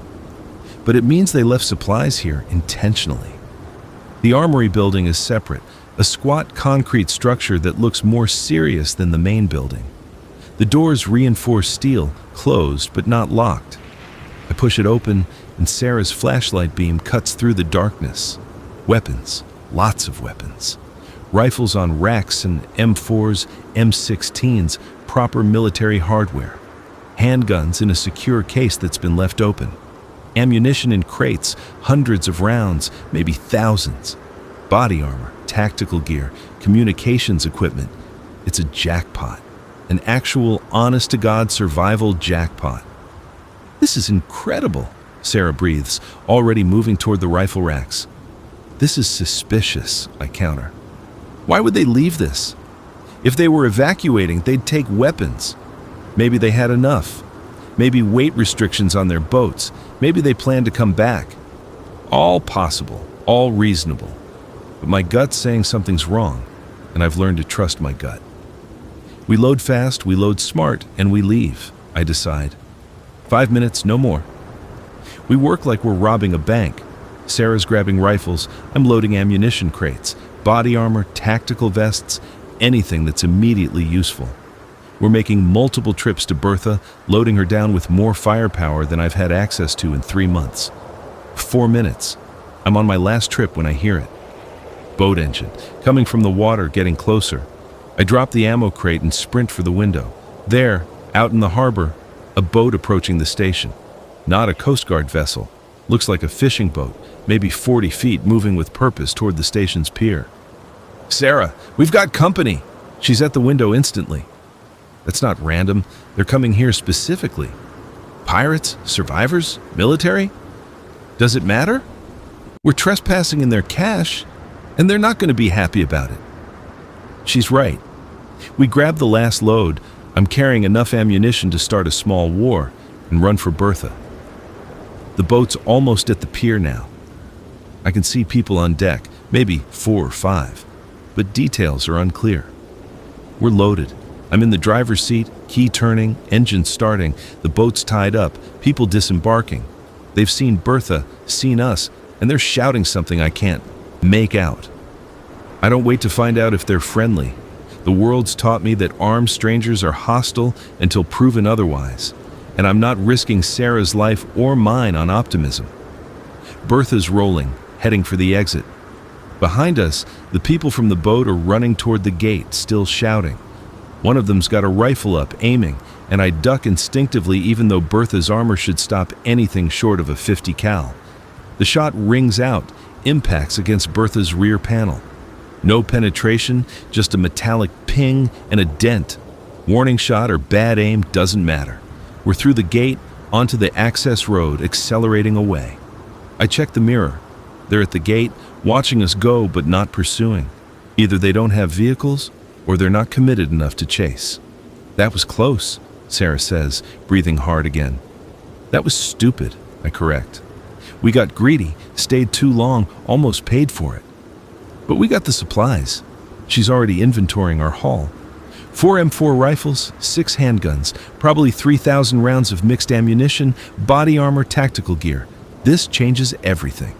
She's right about that. We're properly armed now, properly equipped. The imbalance of power between us and the infected just shifted dramatically in our favor. But the encounter bothers me. Those people on the boat, they knew about the station, knew about the cache, came specifically to resupply, which means they're organized, have transportation, probably have a base. and we just stole from them. We need to put distance between us and here, I say. If they decide we're worth pursuing, we need to be gone. I drive hard for an hour, taking random turns, doubling back, making our trail impossible to follow. Sarah's navigating by instinct now, her map useless in the maze of streets I'm creating. Finally, when I'm satisfied we're clean, I pull into a multi-story parking garage. Different from the one we used last night, variety being important in survival. This one's attached to a hospital, which is both good and bad. Good, because hospitals have supplies. Bad, because they were epicenters of infection in the early days. We clear the third level, checking corners, ensuring we're alone. The hospital proper is accessible through a sky bridge, but I'm not interested in exploring it today. Too much risk, too much potential for ambush. We set up camp in Bertha, organizing the new supplies, integrating them with existing inventory. Sarah's particular about it, creating a system that's more sophisticated than my previous shove it wherever it fits approach. Ammunition here organized by caliber. Weapons here cleaned and ready. Medical supplies separate from food, both organized by expiration date. She's in her element, creating order from chaos. I let her work, instead taking the opportunity to do maintenance on Bertha. The bullet impact didn't breach the armor, but I want to check the integrity, make sure there's no structural damage. The weld looks solid. The plate held. Good. Night's falling again. 2 days with Sarah, and already the rhythm of partnership feels natural. We divide watch duties without discussion. She takes first shift, I'll take second. We eat dinner together, sharing a can of stew and some crackers that are probably past their prime, but still edible. Thank you, Sarah says quietly. For what? For coming when I called. For not being another dead end or another threat. For being, she trails off. Human? Yeah, human. We don't talk more. Don't need to. Some things are understood. I wake to Sarah shaking me urgently. Marcus, wake up. We have a problem. The tone of her voice snaps me fully alert. What? Listen. I do. At first I hear nothing unusual. The usual city sounds wind through the parking garage, distant water. Then I catch it. Engine sounds. Multiple vehicles getting closer. How many? I count 3, maybe 4, coming from different directions. They're searching the area systematically. The people from the boat. Has to be. They're not letting this go. How long until they find us? Depends on their search pattern. Could be 5 minutes, could be an hour. But they're thorough. We're already moving, packing, preparing. I start Bertha's engine. No point in stealth now. They know we're in the area. Sarah's loading the last supplies, securing everything. They might not be looking for us, I suggest without much hope. Right. And I might win the lottery. Sarah's voice is dry. They're looking for us. They're organized, and they're not going to politely ask for their supplies back. The engine sounds are closer now. I can see headlights sweeping through the parking garage levels below us. They're checking each floor methodically. We can't outrun them forever, Sarah says. Eventually they'll corner us. Suggestions? She's quiet for a moment, thinking. We negotiate. Return some supplies. Keep some. Establish we're not thieves, just survivors trying to stay alive. They shot at us. Warning shot. If they wanted us dead, they'd have aimed better. Maybe she's right. Maybe these are reasonable people, organized survivors with resources and structure, exactly the kind of group we should be trying to join rather than fight. Or maybe they're raiders, pirates, predators who've survived by taking what they need from whoever's weaker, and walking into negotiations with them puts us at their mercy. The headlights are on our level now, sweeping across pillars, coming closer. Decision time. No more delays. Your call, I tell Sarah. You've got tactical experience, medical training, better judgment about people than me. What do we do? She looks at me, surprised that I'm deferring. Then she nods, decision made. We talk, but we do it from a position of strength. Stay in Bertha, keep the engine running, keep our weapons ready. If it goes bad, we run. The vehicle's right there now. A pickup, truck with improvised armor, similar to Bertha's but less extensive. It stops 50 feet away, engine idling. 4 people inside, visible through the windshield. A door opens, a man gets out, hands visible and empty, walking toward us slowly. He's older, maybe 50, gray-bearded, wearing tactical gear that looks professional, not improvised. He stops 20 feet from Bertha. "You folks stole from our supply cache," he calls out. "That's a problem for us." Sarah rolls down her window. "The armored panel I installed has a slot for communication." "We didn't know it was yours. We thought the station was abandoned." "It is abandoned, but we maintain it, resupply it, use it as a waypoint. What's ours is ours, even if we're not physically present." "Fair point, actually." "We'll return what we took," I call out. "We don't want trouble." The man laughs, but it's not hostile. "Sure you will. You'll return military-grade weapons and ammunition to strangers who could just take them from you by force. That's likely. We could also shoot you from here," Sarah points out, her rifle visible in the window. "Instead, we're talking. That should tell you something about our intentions." He considers this. "It tells me you're smart enough not to start a fight you might not win. But it doesn't tell me why you're here, what you're doing, where you're going." Another vehicle's pulled up, this one carrying more people. We're outnumbered now, probably outgunned despite our new armory. If this turns violent, our survival odds are poor. "We're trying to survive," Sarah says simply. "Same as everyone else. We found the station, found the supplies, took what we needed. If we'd known you were using it, we would have left it alone or asked permission." The man looks back at his companions, some silent communication happening. Then, back to us. "My name's Garrison, used to be Coast Guard, stationed at Delta 7 before everything went to hell. These people with me, we're trying to maintain some semblance of order, structure. We've got maybe 60 survivors gathered at an offshore facility running supply missions to the mainland to keep everyone fed and alive." "That's impressive," I say, and I mean it. 60 people organized and surviving is more than I've seen anywhere else. "It's exhausting," Garrison corrects, "but it's survival, and it requires strict resource management. Every gun, every bullet, every can of food matters. So when people take from our caches, it creates real problems." "Understood." I'm calculating rapidly. Return everything and we're back to square one, vulnerable and under-equipped. Keep everything, and we make enemies of an organized group. Negotiate something in between, and maybe everyone walks away satisfied. "What if we work for it?" Sarah suggests. "We've got skills you might need. I'm a trained paramedic with extensive medical supplies. He's got mechanical aptitude. He built that armor from scratch. We could provide services in exchange for supplies." Garrison's interested now. I can see it in his posture. "We do need medical personnel.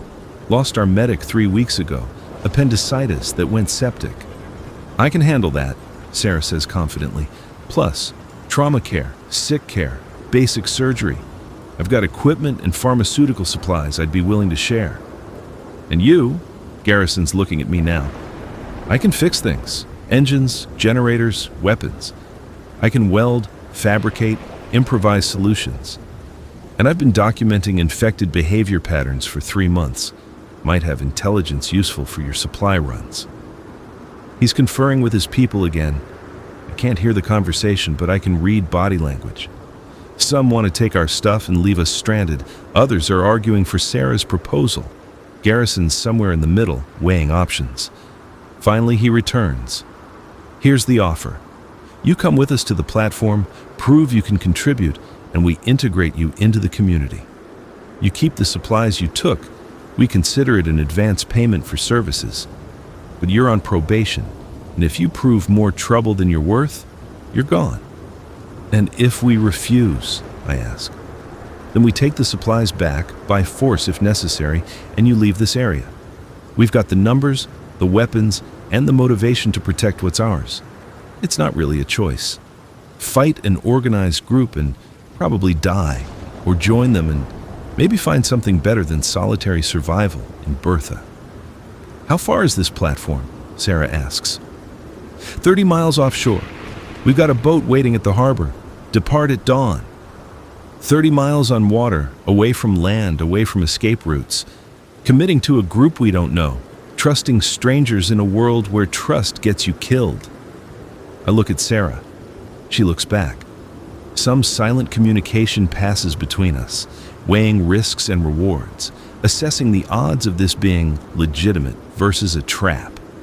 "We'll come," she says finally. "But we're keeping our weapons, and Bertha comes with us, or we don't go." Garrison actually smiles at that. "Your truck's valuable enough we'd want it anyway. We've been looking for someone who can maintain and repair vehicles. Ours are falling apart without proper maintenance." "Then we have a deal," I confirm. We follow Garrison's convoy back to the harbor, Bertha rumbling through empty streets, now escorted rather than hunted. The dynamics shifted completely in the span of a conversation. Sarah's tense beside me. This could be a massive mistake. Or it could be the first good decision we've made since the world ended. You really believe that? I believe staying alone gets harder every day. I believe 2 people survive better than 1, and 60 people survive better than 2. The harbor's transformed since we were last here. More boats, more activity, people moving with purpose and organization. They've established a real operation, sentries, supplies being loaded, systematic procedures. The boat they've designated for us is a converted fishing vessel, big enough to carry Bertha if we're careful. Loading her takes an hour, using a crane that still functions, secured with chains and prayers. Dawn's breaking as we finally depart, leaving the mainland behind, heading into open water. I stand on the deck, watching the city recede, the ruins, the fires still burning in places, the thousands of infected still wandering through the wreckage. "Think we'll ever come back?" Sarah asks, joining me at the railing. "I don't know. Maybe, if there's a reason to."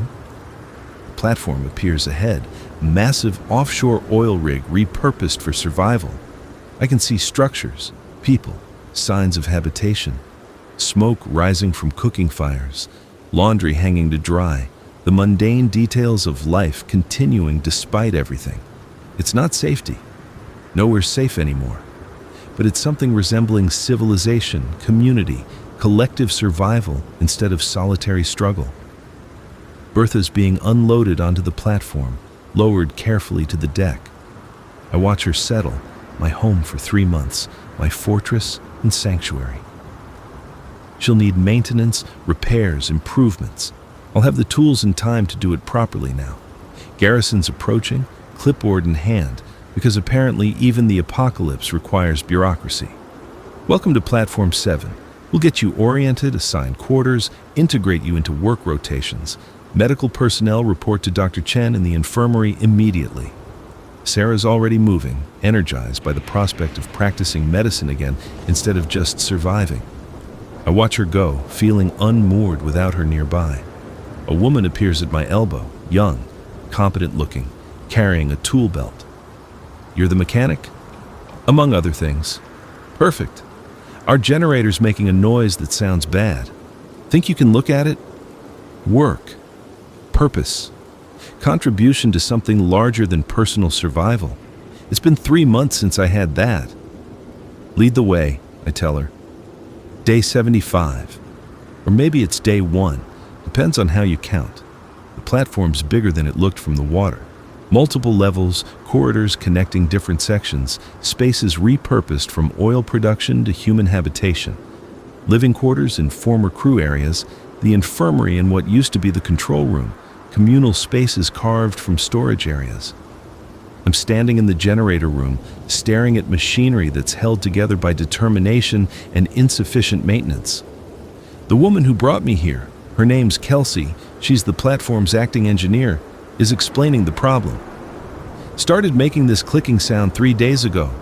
Yesterday it started smoking. Today it's running at maybe 60% capacity, and if it fails completely, we lose refrigeration, water purification, communications, everything essential." I'm already assessing, looking at connections, checking fluid levels, listening to the rhythms of mechanical operation. The clicking's a valve issue, almost certainly. The smoke suggests overheating from insufficient lubrication or cooling system failure. When was the last full maintenance? Kelsey looks embarrassed. 6 weeks ago. We're operating on scavenged parts and hope. I get to work. It's familiar, comfortable, the kind of problem solving that makes sense in a world that stopped making sense. Remove the cover, inspect the interior, identify the failing components, improvise solutions from available materials. 2 hours later, the generator's purring smoothly, clicking gone, temperature normal.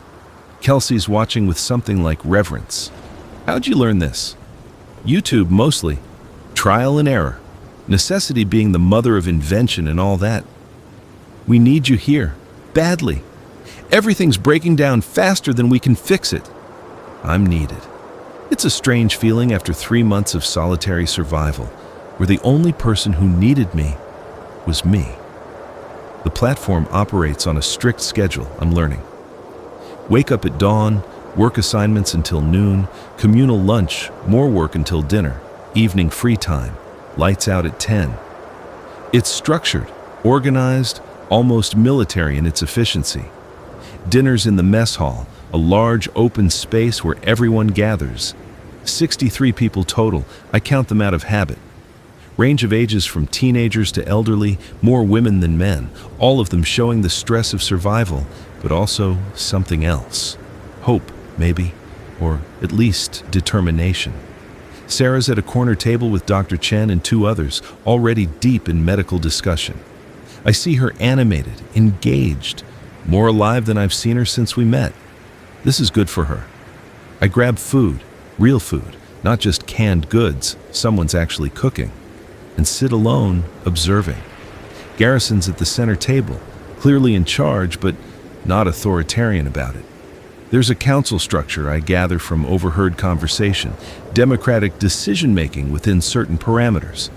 A man sits down across from me uninvited. He's younger, maybe 25, muscular, with the kind of confidence that suggests military or law enforcement background.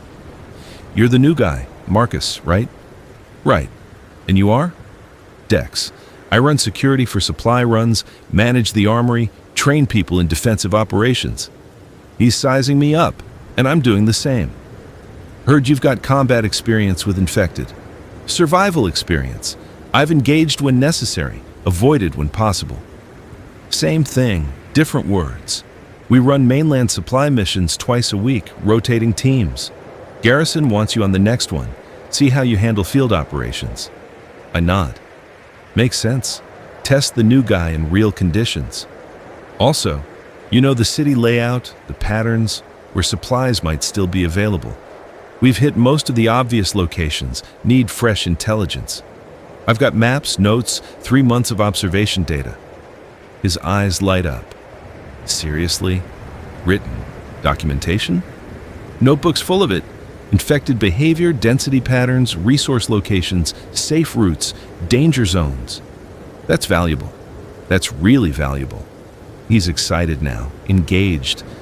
Most people just survive day to day, don't think strategically. You've been treating this like a military operation. I've been treating it like a survival problem that requires data and planning. We talk for an hour, comparing notes, sharing observations. Dex has his own intelligence, gathered from multiple survivors' experiences. Together, we're creating a more complete picture of the infection's patterns and behaviors. By the time I return to my assigned quarters, a small cabin with a bunk, storage locker, and window overlooking the ocean, I'm exhausted, but satisfied. The days had purpose beyond just staying alive. Sarah knocks on my door around 9 p.m. How's your first day in civilization? Weird. Good weird, but weird. Yours? Amazing. Actual patients, real medical work, supplies, and equipment. Dr. Chen's brilliant. We've already collaborated on 3 cases. There's a woman with diabetes who's been managing without proper insulin. I'm working on sourcing supplies from mainland pharmacies. She's glowing, purposeful, more herself than I've seen. This is good for you. It's good for both of us. You're smiling. Am I? I touch my face, surprised. Hadn't noticed. You fixed the generator. Kelsey's been telling everyone you're a miracle worker. I just know how machines work. In a world where most machines have stopped working, that's basically sorcery. She sits on the bunk, casual but purposeful. What do you think? Is this legitimate? Can we trust these people? I think it's as legitimate as anything gets now. Garrison seems competent, not tyrannical. People here look fed, healthy, organized. If it's a trap, it's an elaborate one. Agreed, but we should stay vigilant, maintain escape options, not get too comfortable. Always. I pull out my notebooks, spreading them on the small desk. Dex wants to review these, incorporate the data into supply run planning. That okay with you? They're your notes. But yeah, sharing intelligence makes everyone safer. We spend an hour going through the observations, Sarah adding her own notes, cross-referencing patterns she documented. The collaboration feels natural, productive, like we're contributing to something larger than individual survival. There's a knock at the door. Garrison, looking tired but determined. Marcus, Sarah, got a minute? We invite him in. The cabin's cramped with 3 people, but we manage. I'll be direct, Garrison says. We've got a problem brewing, and you two might be uniquely positioned to help. What kind of problem? There's another survivor group on the mainland, based in the industrial sector about 40 miles north of here. They've been raiding our supply caches, taking resources we've stockpiled for the community. 3 times in the past month. The warehouse district, I ask, remembering my original plan before Sarah's SOS changed everything. Yeah, they call themselves the Reclamation, run by a guy named Morrison, former military, smart, organized. He's got maybe 30 people, all armed, all trained. And you want us to do what exactly? Sarah's skeptical. Negotiate. Establish communication, maybe find a way to coexist without constant resource conflict. You two are outsiders, not established members of our community.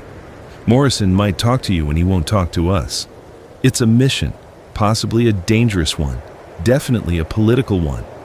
Why us specifically? Because you've proven you can handle yourselves in the field, because you don't have history with either group, and because frankly, we need people we can afford to lose if this goes badly. Honest, at least. What's our incentive to risk this? Garrison doesn't hesitate. Full community membership, no probation period. Access to all resources, participation in decision-making council, and, he looks at me specifically, exclusive use of your truck. I know you built her. You're attached. She'll be yours, maintained by community resources, but assigned to you. Bertha, the promise of keeping her, improving her, using her with community support behind me. It's tempting, very tempting. Sarah's looking at me, letting me make the call. This is more my area: field operations, risk assessment, tactical decision-making. We'll need intel on Morrison, I say. Everything you know about him, his people, his operations, and supplies, fuel, ammunition, food for at least a week. Done. And if negotiation fails? Then you extract safely and report back. We'll deal with the reclamation through other means. By other means, he probably means force, which would be catastrophic for both groups. The last thing surviving humanity needs is survivors fighting survivors. We'll do it, I decide. Sarah nods agreement. Garrison looks relieved. You'll depart day after tomorrow. That gives you time to prepare, gather intelligence, plan approach. Dex will brief you on what we know about their operations. After he leaves, Sarah turns to me. That was quick. No hesitation. I've been alone too long to be good at committee decisions. Yes or no, commit or retreat, simple choices. This isn't simple. No, but it's necessary, and we're probably the best qualified to attempt it. The next day is preparation. Dex provides maps, satellite imagery from before the collapse, intelligence gathered from survivors who've encountered the reclamation. Morrison's group has established a fortress in a factory complex, defensible position with multiple supply caches in surrounding areas.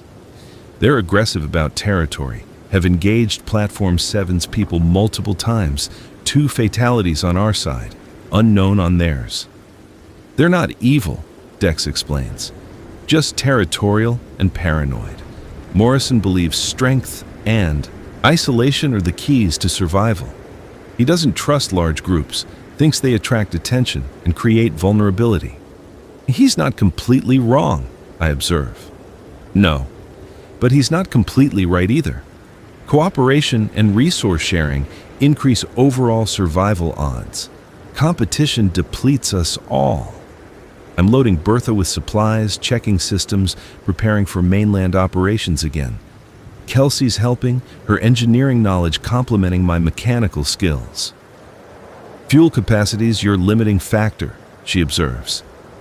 You've got maybe 400 miles max range. I could install additional tanks, increase that to 600. How long? Give me 6 hours and help from 2 others. Do it. By evening, Bertha's transformed. Additional fuel capacity, improved armor on weak points Kelsey identified, better weapon mounts for the new rifles. She's not just a survival vehicle anymore. She's a properly engineered expedition platform. Sarah's been gathering medical supplies, enough to treat significant injuries or illnesses during the mission. She's also been picking Dr. Chen's brain about negotiation tactics, conflict resolution, de-escalation techniques. Dr. Chen thinks we're crazy, she reports. Are we? Probably. But crazy's relative now. We depart at dawn. Bertha loaded onto the same fishing vessel that brought us to the platform. The mainland's shrouded in early morning fog, mysterious and ominous. I watch it approach, feeling both anxiety and something like excitement. This is purpose. This is more than survival. It's working toward something, contributing to community survival, maybe even helping rebuild something resembling civilization. The boat docks at a different harbor than we departed from, farther north, closer to the industrial sector. Bertha's offloaded, and we're on pavement again, the familiar rumble of engine and road. You missed this, Sarah observes. Missed what? Being mobile, being in control of your movement and destiny. She's right. The platform's safe, structured, community-oriented, but it's also static, constrained, dependent. Bertha represents freedom, autonomy, the ability to go anywhere and leave any time. We navigate through industrial areas, following Dex's map toward the factory complex. The infected presence is lower here. Less residential density means fewer people to turn, fewer bodies shambling through streets. But there are other signs of life. Fresh tire tracks, recent debris clearing, a checkpoint we spot from distance and avoid. Morrison's people are active, patrolling, maintaining territory. I stop Bertha about a mile from the factory complex. From here we go on foot, approach openly, show we're not a threat. Or we drive up, stay mobile, maintain tactical advantage. Which signals we're expecting hostility? I think going invulnerable shows good faith. Sarah considers it. Your call. You know field tactics better than me. We cache most weapons and supplies in Bertha, keeping only sidearms visible, hands empty and open as we walk toward the complex. It's exposed, uncomfortable, every instinct screaming that we're making ourselves targets. The factory's surrounded by a wall of shipping containers stacked too high, creating a perimeter. Smart use of available materials. A gate's visible, guarded by 2 people with rifles. They see us when we're still 100 yards out, weapons coming up, tracking our approach. I raise my hands, showing empty palms. We're here to talk, I shout. Sent by Platform 7, we're not armed. That's technically a lie. We've got pistols, but close enough to truth for negotiation purposes. One guard disappears inside, while the other keeps us covered. We stop 50 feet from the gate and wait, vulnerable and exposed. If this is an ambush, we're about to find out. 5 minutes pass. 10. Just when I'm starting to think they're going to ignore us, the gate opens. A man emerges, tall, lean, military-bearing, obvious in every movement. This is Morrison. Platform 7 sent negotiators, he says, voice carrying across the distance. That's new. Usually they just send supply runners to steal from our caches. We're here to stop the stealing, Sarah calls back. Find a way for both groups to coexist without conflict. Morrison laughs, but it's not friendly.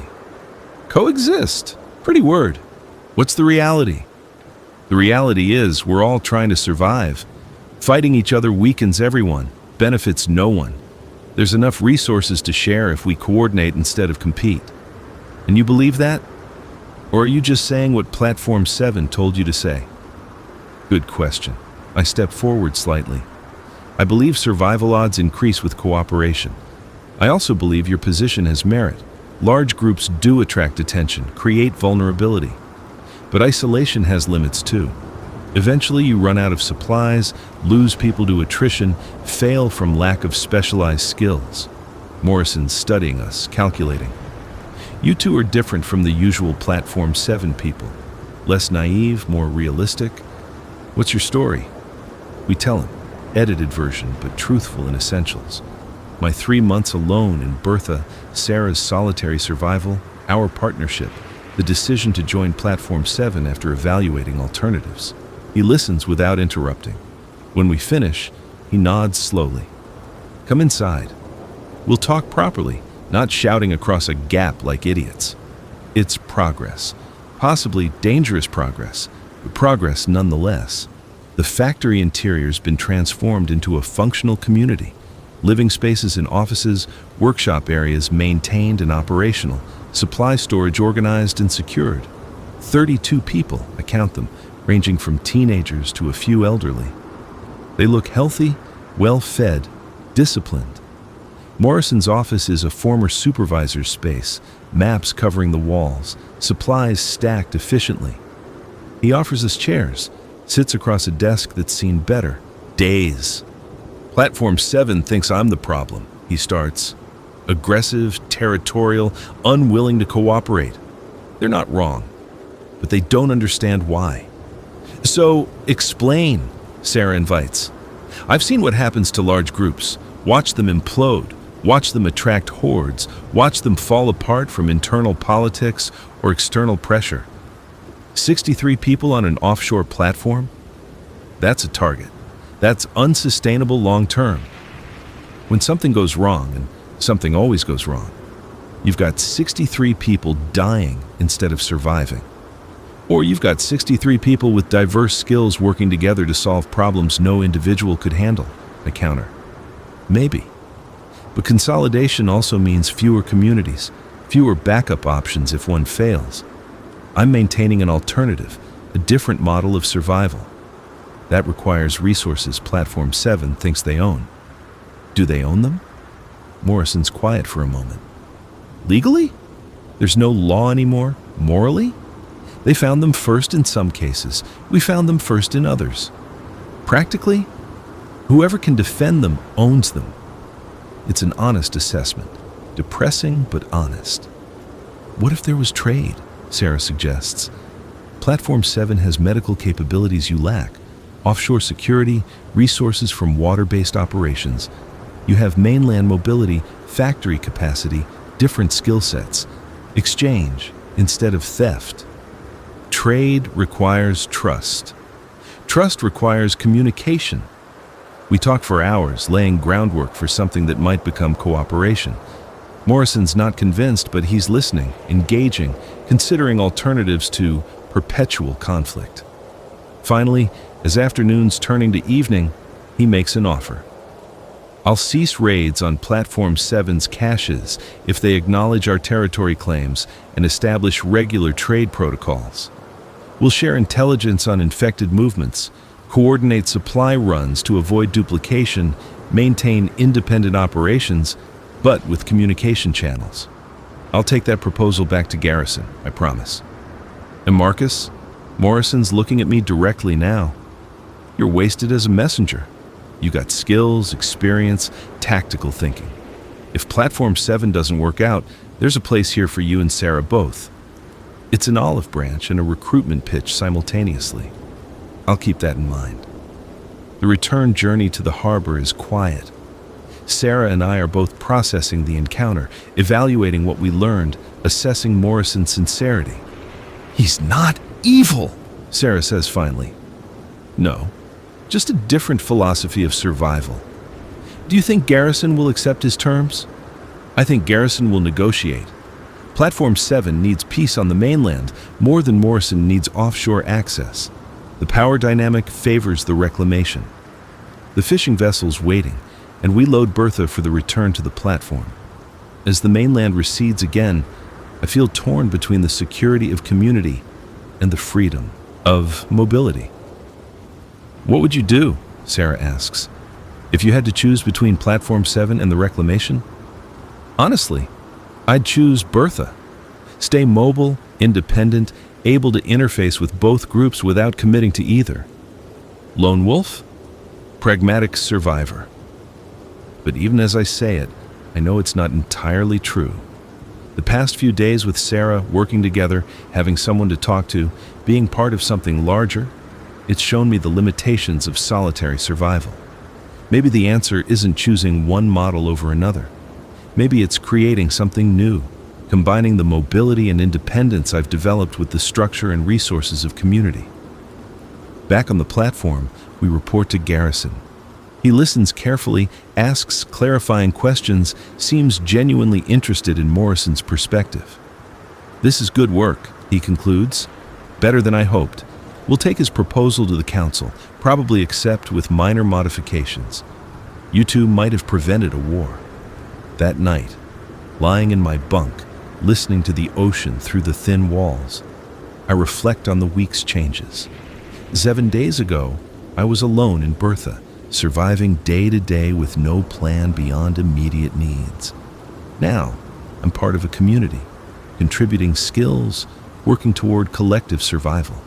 Sarah's become a genuine partner, not just someone I'm temporarily allied with.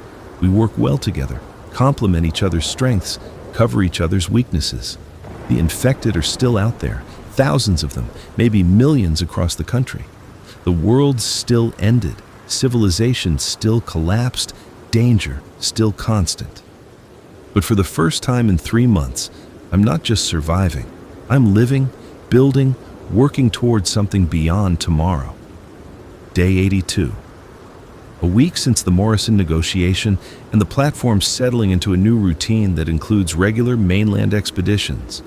I'm leading a supply team today. Me, Sarah, Dex, and 2 others named Ramirez and Kim. Bertha's loaded with empty containers for scavenging, fuel for extended operations, weapons for everyone. We're hitting a pharmaceutical warehouse Dex identified, high priority target for medical supplies the platform needs. The warehouse is 20 miles inland, in territory none of us have thoroughly scouted. Risky, but the potential reward justifies it. We've developed a system. Bertha leads, heavily armored and mobile. The support vehicle, a reinforced SUV Kelsey helped me outfit, follows, lighter and faster for quick extraction if needed. Radio communication between vehicles, standard protocols for contact with infected. The drive takes us through suburban sprawl that's slowly being reclaimed by nature. Vines growing over houses, grass waist-high in yards, trees pushing through pavement where water damage has created cracks. It's been 3 months, Kim observes. Nature's already erasing us. Nature's patient, Sarah responds. It's been waiting for humans to get out of the way for 10,000 years. The warehouse appears ahead, a massive structure surrounded by chain-link fence. The gate's been forced open. Not recently, the damage looks weeks old. Inside, vehicles are scattered haphazardly, suggesting chaos during the collapse. I park Bertha at the gate, engine running, ready for rapid departure. Dex, Ramirez, you're on perimeter watch. Kim, Sarah, you're with me inside. Standard protocol. 15-minute sweeps, call out any contacts, no heroes. We enter the warehouse through a side door that's hanging half off its hinges. The interior's dark, emergency lighting long dead, sunlight filtering through high windows creating columns of dusty illumination. It's massive. Shelving units stretch hundreds of feet, stocked with pharmaceutical supplies in overwhelming quantities. This is a jackpot, maybe the biggest we've found. We'll need multiple trips to clear this, Sarah breathes, already moving toward the shelving, reading labels, identifying priorities. I'm watching angles, scanning for movement. The warehouse has too many hiding spots, too many blind corners. Perfect ambush territory. Kim's flagging down sections. Antibiotics here, pain management there, surgical supplies in the back. We work quickly, loading boxes into duffels, making first run back to vehicles. Ramirez helps load, while Dex maintains watch. Everything's smooth, professional, practiced. Second trip inside, deeper into the warehouse. Sarah's found insulin, the diabetes medication she's been desperate to source. Kim's loading cardiac drugs, psychiatric medications, everything the platform's improvised medical practice needs. That's when I hear it. Movement from deeper in the warehouse. Not the shuffle of infected. This is deliberate, purposeful, human movement. Contact, I whisper into the radio. Unknown origin, possibly human. Everyone weapons ready. Defensive positions. We back toward the exit, not running but moving with purpose. The movement's getting closer, multiple sources surrounding us. Lights flare on, emergency generators kicking in, flooding the warehouse with harsh fluorescent illumination. And there they are. People, maybe 20 of them, armed, positioned strategically around the warehouse. We're in an ambush. A woman steps forward, rifle trained on me but finger outside the trigger guard. Professional. Drop the supplies, leave. Nobody gets hurt.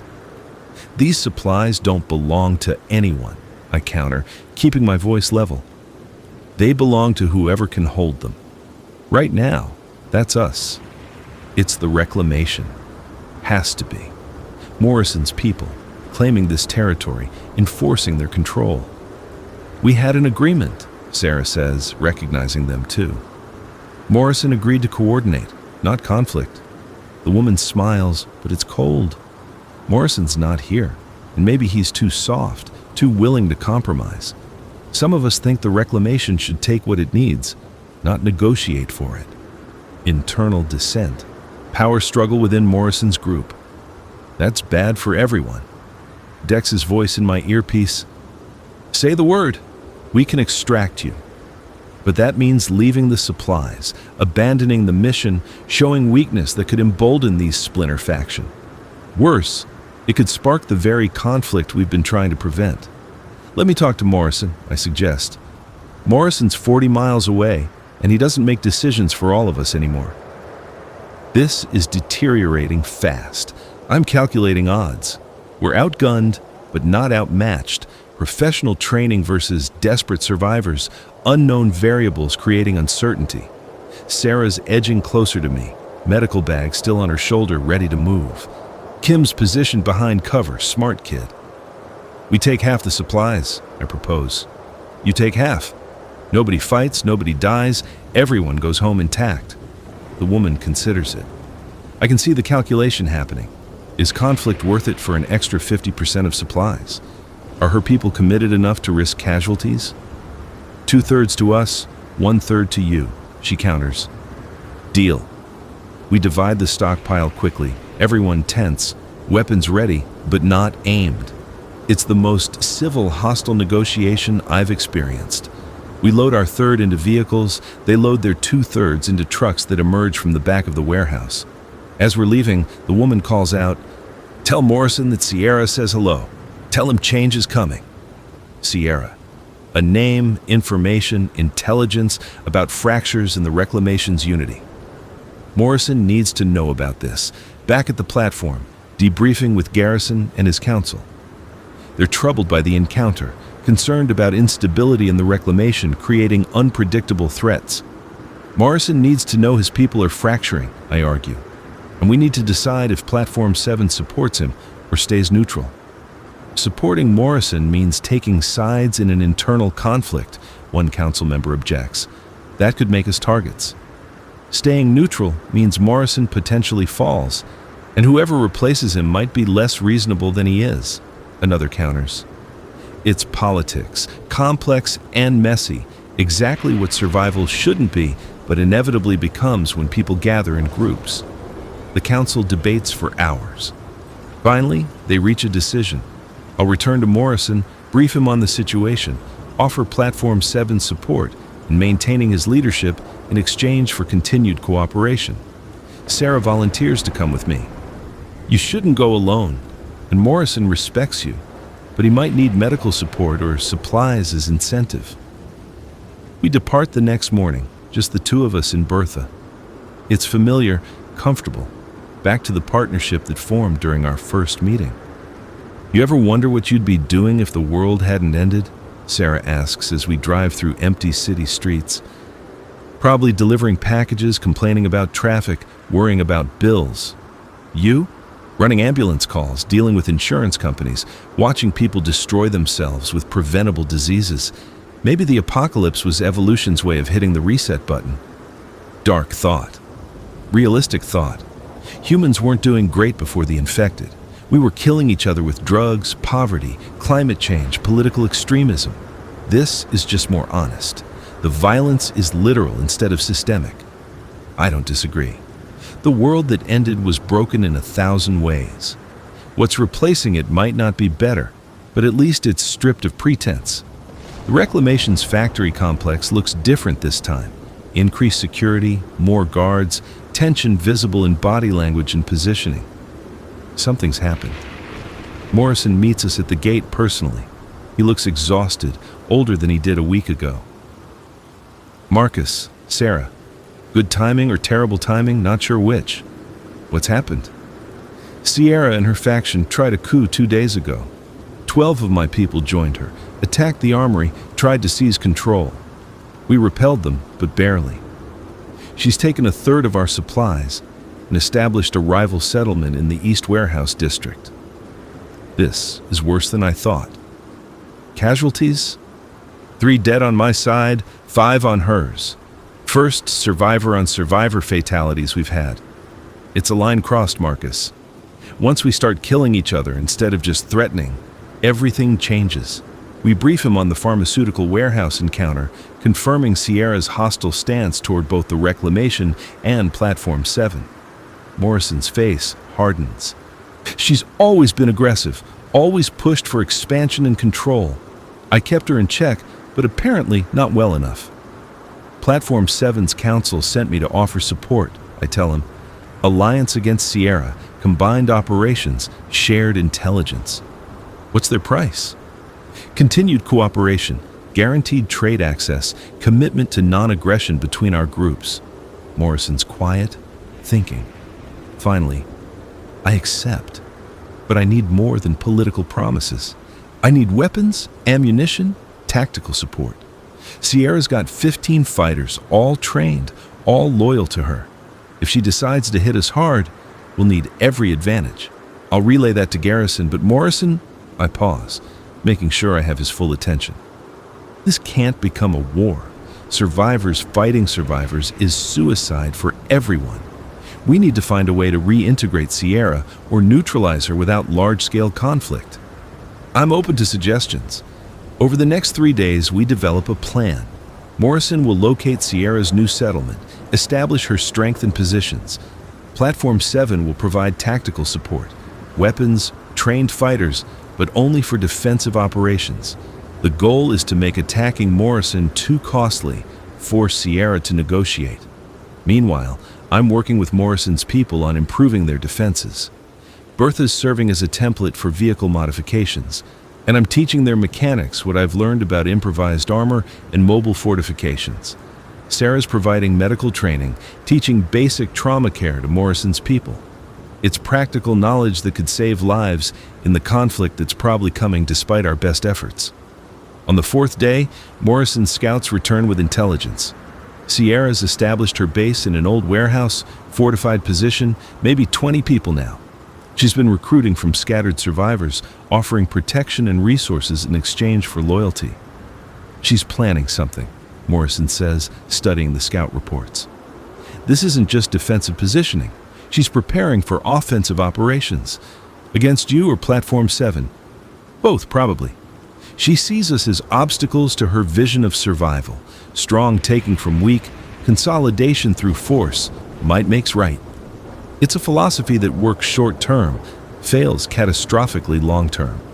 Every dictator in history proves that. We need to get ahead of this, I decide. Talk to her directly, establish communication, find out what she actually wants.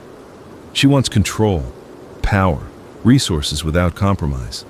Maybe she wants security and respect and doesn't know how to ask for it without threatening violence. Morrison looks skeptical, but doesn't object when I propose a meeting.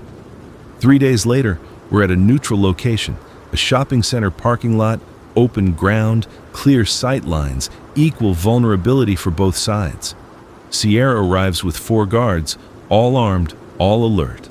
She's younger than I expected, maybe late 20s, with the kind of intensity that suggests trauma imperfectly processed. "Marcus from Platform 7, she greets me, not quite hostile but far from friendly. "You got guts, I'll give you that." I prefer to think of it as stupidity combined with optimism. That gets a slight smile. "What do you want?" "To understand what you want. You split from Morrison, you're building your own community, you're threatening conflict with everyone else. What's the end game?" She's quiet for a moment, choosing words carefully. "I watched civilization collapse because people were too soft, too willing to compromise, too invested in systems that didn't work. Morrison's the same. He wants cooperation, coalition, democracy. That's what failed us before. What we need now is clarity, strength, hierarchy. Someone making decisions, enforcing them, maintaining order. Through force, through strength. If people are fed, protected, given purpose, they'll accept authority. It's not tyranny if it works. I've heard this argument before, read it in history books, seen it play out in every failed state and fallen empire. It always ends the same way. And when you encounter opposition, people who don't want your protection, don't accept your authority, then they're free to survive on their own, or not survive. Evolution in action." Sarah's been quiet, but now she speaks. "What about cooperation between strong communities? Alliances that preserve independence while increasing collective survival odds? Alliances fail. Always have. Always will. Eventually, one side gets greedy or desperate, and the alliance becomes conflict. Better to establish dominance early, avoid the pretense. We're not going to convince her. That much is clear. She's committed to a vision of survival that's incompatible with what Platform 7 and Morrison are building. But maybe we can establish rules of engagement, boundaries that prevent total war. What if we divide territory? I propose. Platform 7 controls offshore and harbor areas. Morrison controls the northern industrial sector. You control the eastern warehouse district. No raids on each other's territories, no recruitment from each other's communities, but no aggression either. That's just kicking the conflict down the road. Maybe, but it's better than fighting now when we're all still weak, still recovering. Build strength independently, then revisit cooperation when everyone's more secure. Sierra considers it. I can see the calculation. Immediate war means casualties she can't afford, but territorial division lets her build power unopposed. 6 months, she finally says. We establish clear boundaries, no crossings, no conflicts. After 6 months, we reassess. If anyone violates the terms, the agreement's void, and we settle it by force. It's not peace, it's a ceasefire with an expiration date. But it's better than the alternative. Morrison accepts the terms when I relay them. Garrison and the Platform 7 Council are less enthusiastic, but agree it's the best available option. 3 communities now, existing in tense proximity, each building toward an uncertain future. It's not the unified survival effort I'd hoped for, but it's structured, defined, workable for now. Sarah and I return to Platform 7 to find the community in motion, a crisis of a different kind. Dr. Chen's collapsed, some kind of stroke or cardiac event, and the community's only experienced physician is now a patient. Sarah takes over immediately, shifting into full medical mode. I watch her work over the next 72 hours, barely sleeping, coordinating care, making decisions that literally determine if Chen lives or dies. He survives, stabilizes. will need weeks of recovery, but is expected to fully recover. And the community sees what I've known since I met her. Sarah's not just medically trained, she's exceptionally skilled, capable of handling crises that would overwhelm lesser practitioners. Garrison approaches me on the fourth day. The council's been discussing community structure, specialized roles, leadership hierarchies. And we want to formalize positions. Dr. Chen will remain chief medical officer once he recovers, but we need a deputy, someone who can handle emergencies independently. We're offering that position to Sarah. She'll accept. I'm certain of it. We're also creating a position for you. Chief of Mainland Operations, responsible for supply runs, vehicle maintenance, coordination with other communities, tactical planning. Interested? It's more responsibility than I've ever wanted, more connection than I'm comfortable with. But it's also purpose, meaningful contribution, a way to apply everything I've learned in 3 months of survival. On 2 conditions, I tell him. Name them. First, Bertha remains assigned to me exclusively. I've built her, I know her, she's mine. Agreed. Second, I maintain autonomy in tactical decisions. I'll consult, coordinate, cooperate. But in the field, when things go wrong, I make the calls. Garrison considers it. That's a lot of power to give someone who's been here 2 weeks. It's the price of my expertise. I've survived 3 months when most people died in 3 days. I know how to make hard choices. You want that knowledge, you have to trust my judgment. Conditional acceptance then. 3-month trial period. You prove you can handle the responsibility, it becomes permanent. You prove you can't, we revisit the arrangement. Fair enough. I accept. Day 95. 3 months and 5 days since the world ended, 13 days since I officially joined civilization again, and I'm standing on Bertha's roof watching the sunrise over the ocean. The platforms below me, 63 people starting their daily routines. Some are fishing, maintaining the food supply. Others are doing maintenance, keeping generators and desalination systems running. Kids, actual kids who survived, are doing schoolwork in a makeshift classroom. It's fragile, precarious, could collapse from disease, mechanical failure, internal conflict, external attack, 1,000 different failure modes. But it's also resilient, adaptive, growing. Morrison sent word that his community is stable, rebuilding from Sierra's faction split, interested in increasing trade with Platform 7. Sierra's been quiet, building her own settlement, following the territorial agreement but clearly preparing for future conflict. The infected are still out there. We estimate maybe 5,000 in our immediate area, maybe hundreds of thousands regionally, maybe millions nationally. They're not going away, not evolving into something less dangerous, not dying off naturally. But they're also predictable, manageable, a threat we're learning to live with rather than die from. Sarah joins me on the roof, coffee in hand. Real coffee, scavenged from a warehouse and rationed like gold. Thinking deep thoughts, thinking it's been a hell of 3 months. And you've still got 70 days of supplies in Bertha if you want to leave, go back to solo survival. She's right, I could leave any time. Load up, drive away, return to the simplicity of one person, one truck, one day at a time. But I don't want to. That's the realization that's been building for days. I'm better here, connected, contributing, part of something larger than personal survival. I'm staying, I tell her. Good, because I'd have to track you down and drag you back. We're a team now, and teams don't abandon each other. We sit in comfortable silence, watching the world wake up. Somewhere out there, survivors are dying, giving up, succumbing to infection or despair or simple bad luck. But somewhere else, survivors are thriving, building, creating communities and connections and reasons to keep fighting. 3 months ago, I thought survival was about staying alive one more day. Now I'm learning it's about creating a future worth staying alive for. Bertha rumbles beneath me, engine idling, ready for the next supply run, the next crisis, the next challenge. She's still my home, my fortress, my escape option. But she's also a tool now, part of a larger operation, serving a community rather than just one person. And somehow, that feels right. The sun clears the horizon, painting the ocean gold and orange and pink. It's beautiful in a way I haven't noticed in months, too focused on survival to appreciate aesthetics.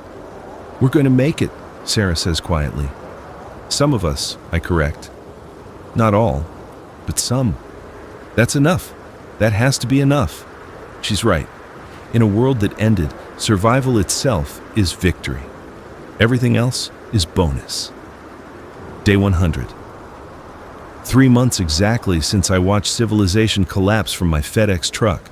I'm marking it by doing inventory, updating my notebooks, maintaining the records that have kept me sane and alive. Bertha's fuel, full tanks, 30 gallons reserve. Food supplies, 63 days personal ration, supplemented by community distribution.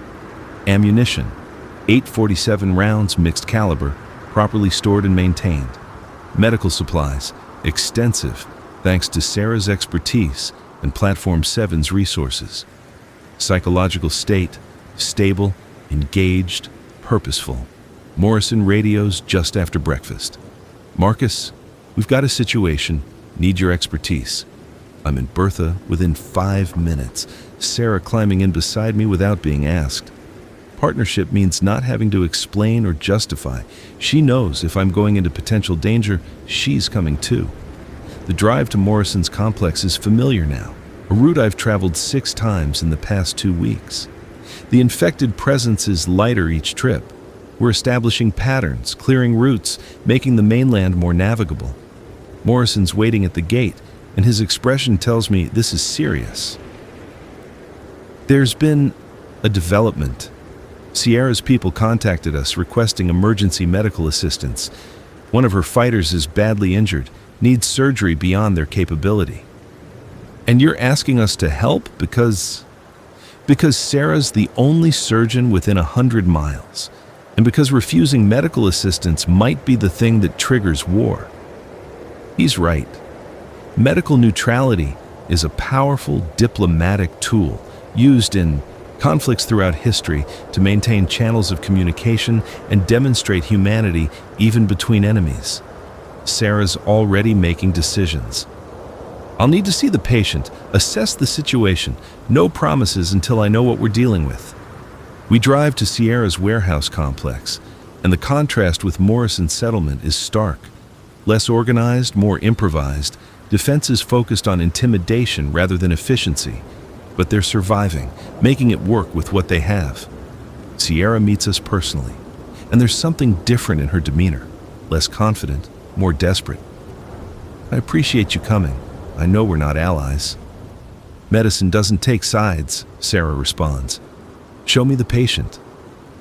The injured fighter is a young man, maybe 20, suffering from an infected wound that's gone septic. He's fevered, delirious, dying slowly from what should have been a treatable injury. Sarah examines him professionally. "This is bad. He needs IV antibiotics, surgical debridement, possibly amputation if the infections progress too far. I can save him, but it requires resources, supplies, sterile environment, assistance. Name it, whatever you need." Sarah works for 6 hours, operating in a makeshift surgical suite Sierra's people set up in a clean room. I'm assisting, following instructions, learning more about medicine than I ever wanted to know. The young man survives. We'll need weeks of recovery, but he's going to live. Sierra's watching from the doorway when we emerge. "Thank you. We couldn't have done this without you." "Professional obligation," Sarah says simply. "I'd do the same for anyone. Still, I know we're adversaries. Knowing you'd help anyway, that means something." It's a crack in the armor, a moment of humanity breaking through the aggressive survivalist persona. Maybe Sierra's not unreachable after all. We return to Platform 7 late that night, exhausted but satisfied. Garrison's waiting with news of his own. We've established radio contact with another community. 400 miles north, self-sustaining farm collective, 50 people, very interested in trade and information sharing. More communities, more survivors, the networks expanding, connections forming between isolated groups. That's good news, I say. It's complicated news. They've also contacted what they describe as a mobile raider group, large, well-armed, systematically clearing areas and claiming resources, moving south, maybe 3 months out from our region. And just like that, the fragile peace we've established faces a new threat. Because of course it does. Because survival is never static, never secure, always one crisis away from collapse. How large is this raider group? Estimates vary. Minimum 200, possibly up to 500. Military vehicles, organized command structure, strategic resource acquisition. They're not desperate survivors. They're building an empire. Sarah and I exchange looks. We've both been thinking the same thing since day one. Individual survival is temporary. Community survival is challenging. But large-scale organization is the only path to actually rebuilding civilization. The question is whether this approaching group represents the positive version of that organization or the authoritarian nightmare Sierra fears. What's our timeline for response? I ask. About 3 months at their current rate of movement. Maybe less if they accelerate, maybe more if they slow down to consolidate territory. Then we have 3 months to prepare, strengthen defenses, stockpile resources, establish alliances with Morrison and maybe even Sierra. Turn our fragmented communities into a unified resistance. Or surrender, one council member suggests. Join them, integrate into their structure, accept their authority.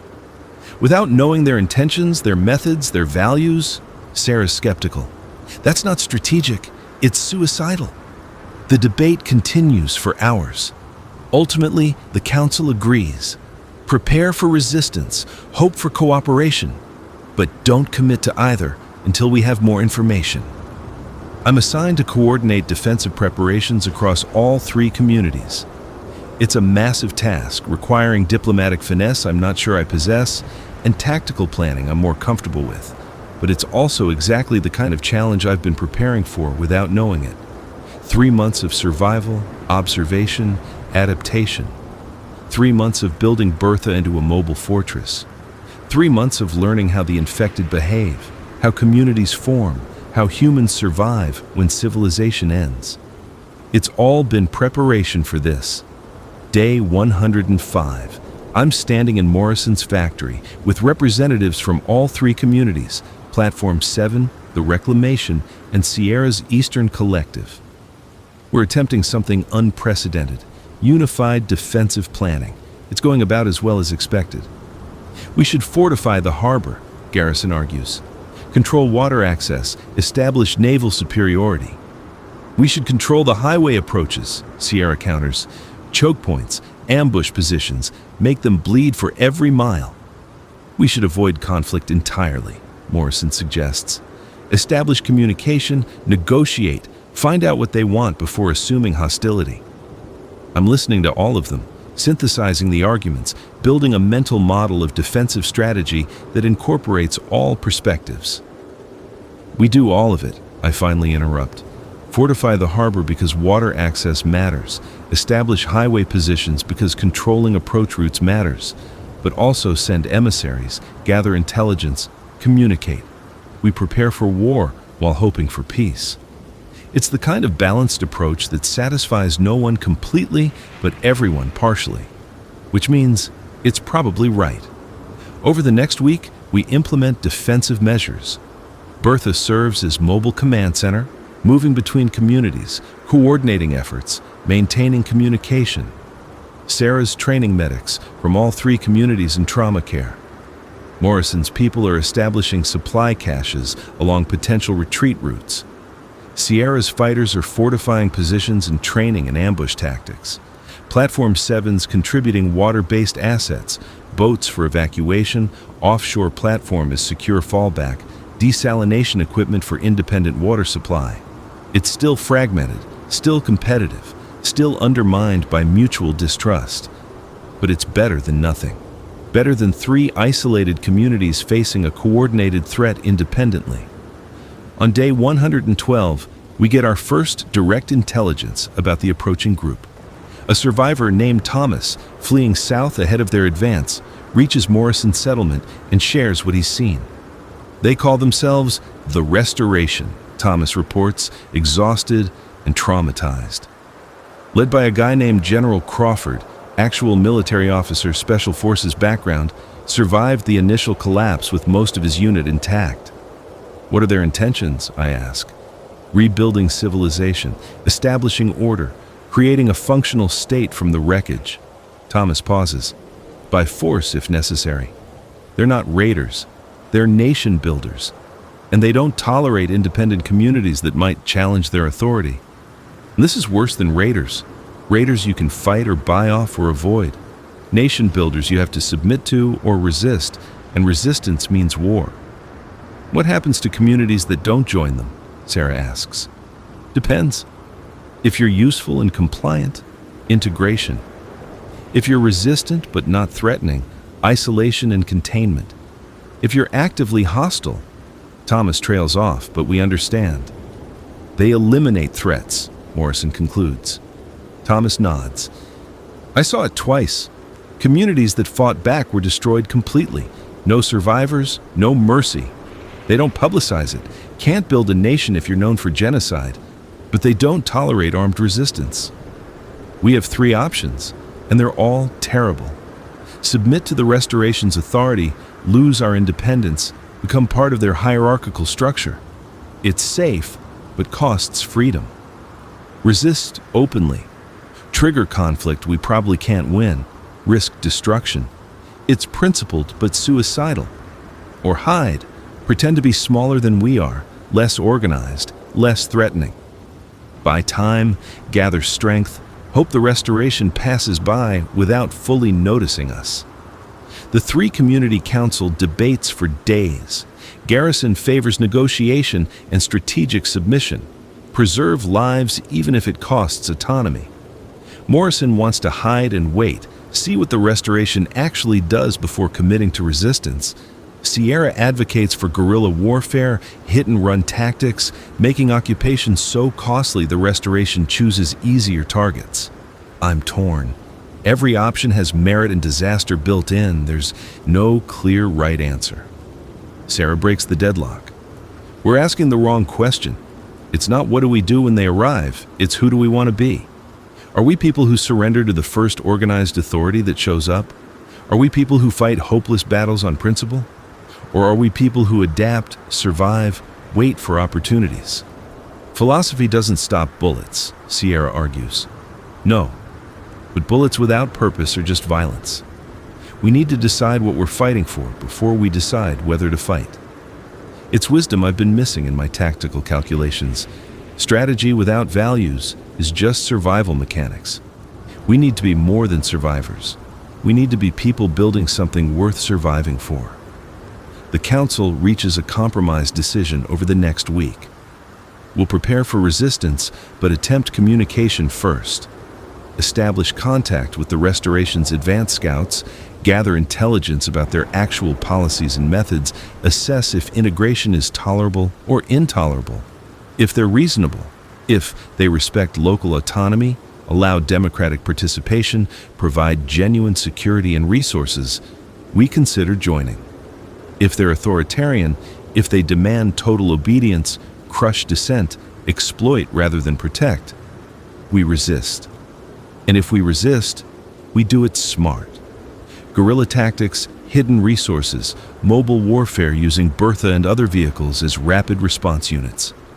We make occupation expensive, risky, unprofitable. I'm assigned to lead the contact team when the Restoration arrives. Me, Sarah, and 2 fighters from Morrison's community. A show of force and competence without threatening numbers. Day 127. The Restoration's advance scouts reach our region. We spot them from distance. 3 vehicles, professional military equipment, disciplined movement. They're reconnoitering, mapping, assessing. We intercept them on neutral ground, a highway rest stop equidistant from all our communities. I've positioned Bertha prominently, demonstrating capability, showing we're not helpless refugees. The Restoration Scout leader is a woman named Captain Martinez, professional and direct. You represent local survivor communities? 3 communities. Total population around 150, organized, self-sustaining, no interest in conflict, but fully capable of defense. She's sizing us up, making assessments. General Crawford's standing policy is integration of organized communities through negotiated incorporation. You maintain local governance within constitutional framework, receive restoration protection and resources, contribute to collective defense and supply chains. What happens if we refuse? Isolation. You're left alone unless you become active threats, in which case you're neutralized. Crawford doesn't waste resources conquering people who don't threaten the restoration's security or resource base. That's better than expected.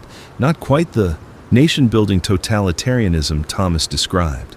Not quite the liberal alliance we'd hoped for, but workable. We'll need to discuss this with our communities. Can you give us time? 2 weeks. After that, Crawford's main force arrives, and decisions become binary: integration or isolation. We return to our communities and debate for days. The terms seem reasonable, but we've all learned that reasonable-sounding offers hide exploitation. Still, isolation isn't sustainable long-term either. Finally, we reach a decision. Platform 7 accepts integration, becomes part of the restoration's coastal district. Morrison's Reclamation negotiates semi-autonomous status, maintaining independence but trading with and coordinating with restoration forces. Sierra's collective chooses isolation, rejects any incorporation. It's a fragmented outcome, but it reflects our different values and risk tolerances. When the restoration's main force arrives on day 141, we're ready. Platform 7's leaders negotiate detailed terms of integration: local elections retained, resources shared but not confiscated. Restoration provides security and interstate coordination. Morrison gets his autonomy, essentially becoming a trade partner rather than subject. Sierra gets her isolation, the restoration establishing a neutral zone around her territory, monitoring but not interfering. And me? I'm offered a position in the restoration's logistics and tactical operations division. Apparently my reputation, surviving solo for 3 months, building Bertha, coordinating multi-community defense, has preceded me. General Crawford himself makes the offer. We need people who can think independently, solve problems creatively, lead in the field. You've demonstrated all that. I'm offering you a commission, command of a rapid response unit, autonomy in tactical decisions. It's everything I negotiated with Garrison, but on a larger scale. National instead of local, hundreds of communities instead of 3, real resources and support instead of improvised survival. But it also means leaving Bertha behind, integrating into military hierarchy, following orders I might not agree with. I need to think about it, I tell Crawford. 48 hours. After that, the offer expires. Sarah's already made her decision. She's accepting a position as regional medical director, overseeing healthcare for 20 communities, finally able to practice medicine at scale instead of emergency triage. We're standing on Bertha's roof that evening, watching the restoration establish their base camp, processing our options. "What are you going to do?" she asks. I don't know. This could be genuine rebuilding, real civilization returning. Or it could be empire building, authoritarianism with democratic window dressing. You don't trust easily. 3 months taught me that trust gets you killed. And also, that isolation gets you killed. You survived alone, but you didn't thrive until you connected with others. She's right, as usual. The question isn't whether to trust, it's whether this particular organization deserves trust. I spend the next 2 days investigating, talking to restoration soldiers, examining their supply systems, observing their internal politics. What I find is complicated. They're not evil. Crawford's genuinely trying to rebuild civilization, establish order, create safety for survivors. The military hierarchy serves a purpose. Coordination at scale requires structure. but they're also not democratic. Decisions flow from the top down, dissent is quietly suppressed, and local autonomy is more theoretical than actual. Communities that join discover they have less power than promised. It's the trade-off Sierra warned about: security and resources in exchange for freedom and autonomy. Maybe that trade is worth it, maybe it's not. On day 143, I give Crawford my answer. I'm staying independent. I'll coordinate with the restoration, trade information and resources, assist in emergencies. But I'm not joining the command structure, not taking orders, not surrendering Bertha to central control. Crawford's not happy, but he's professional. That's a position I can work with. You'll have affiliate status, not subject to restoration authority, but also not receiving full protection or resources. Acceptable. Sarah accepts her position, becoming one of the first civilian leaders in the restoration's administrative framework. We're diverging paths, but we're not separating. She'll still be based near Platform 7, and I'll still be operating in the region. The communities around us are transforming, some thriving under restoration resources and coordination, others chafing under restrictions and oversight. Sierra's isolated collective maintaining proud independence, but also increasing vulnerability. It's not the ending I expected when I woke up 3 months ago to a world ending, but it's an ending that preserves choices, maintains options, leaves room for future adaptation. Bertha's mine, my home, my fortress, my freedom. I've upgraded her with restoration technology, better armor, more efficient engine, advanced communications, but she's still fundamentally what she's always been. A mobile survival platform, ready to go anywhere, leave anytime, serve whoever I choose to serve. I'm still taking notes, still documenting infected behavior, still mapping safe routes and resource locations. But now I'm sharing that information with a network of communities, contributing to collective survival instead of just personal. Day 150. 5 months since the world ended. I'm sitting in Bertha, parked on a hillside, overlooking the region I've come to know intimately. Platform 7 below, now flying restoration flags alongside their own. Morrison's factory in the distance, independent and proud. Sierra's warehouse cluster on the horizon, isolated but surviving. And beyond them, thousands of infected still wandering the ruins, a constant reminder that humanity's survival is fragile, contested, earned daily through vigilance and adaptation. But we're surviving. More than that, we're rebuilding, slowly, imperfectly, with setbacks and conflicts and uncertainties, but rebuilding nonetheless. Sarah radios from the medical center. Marcus, we've got a situation.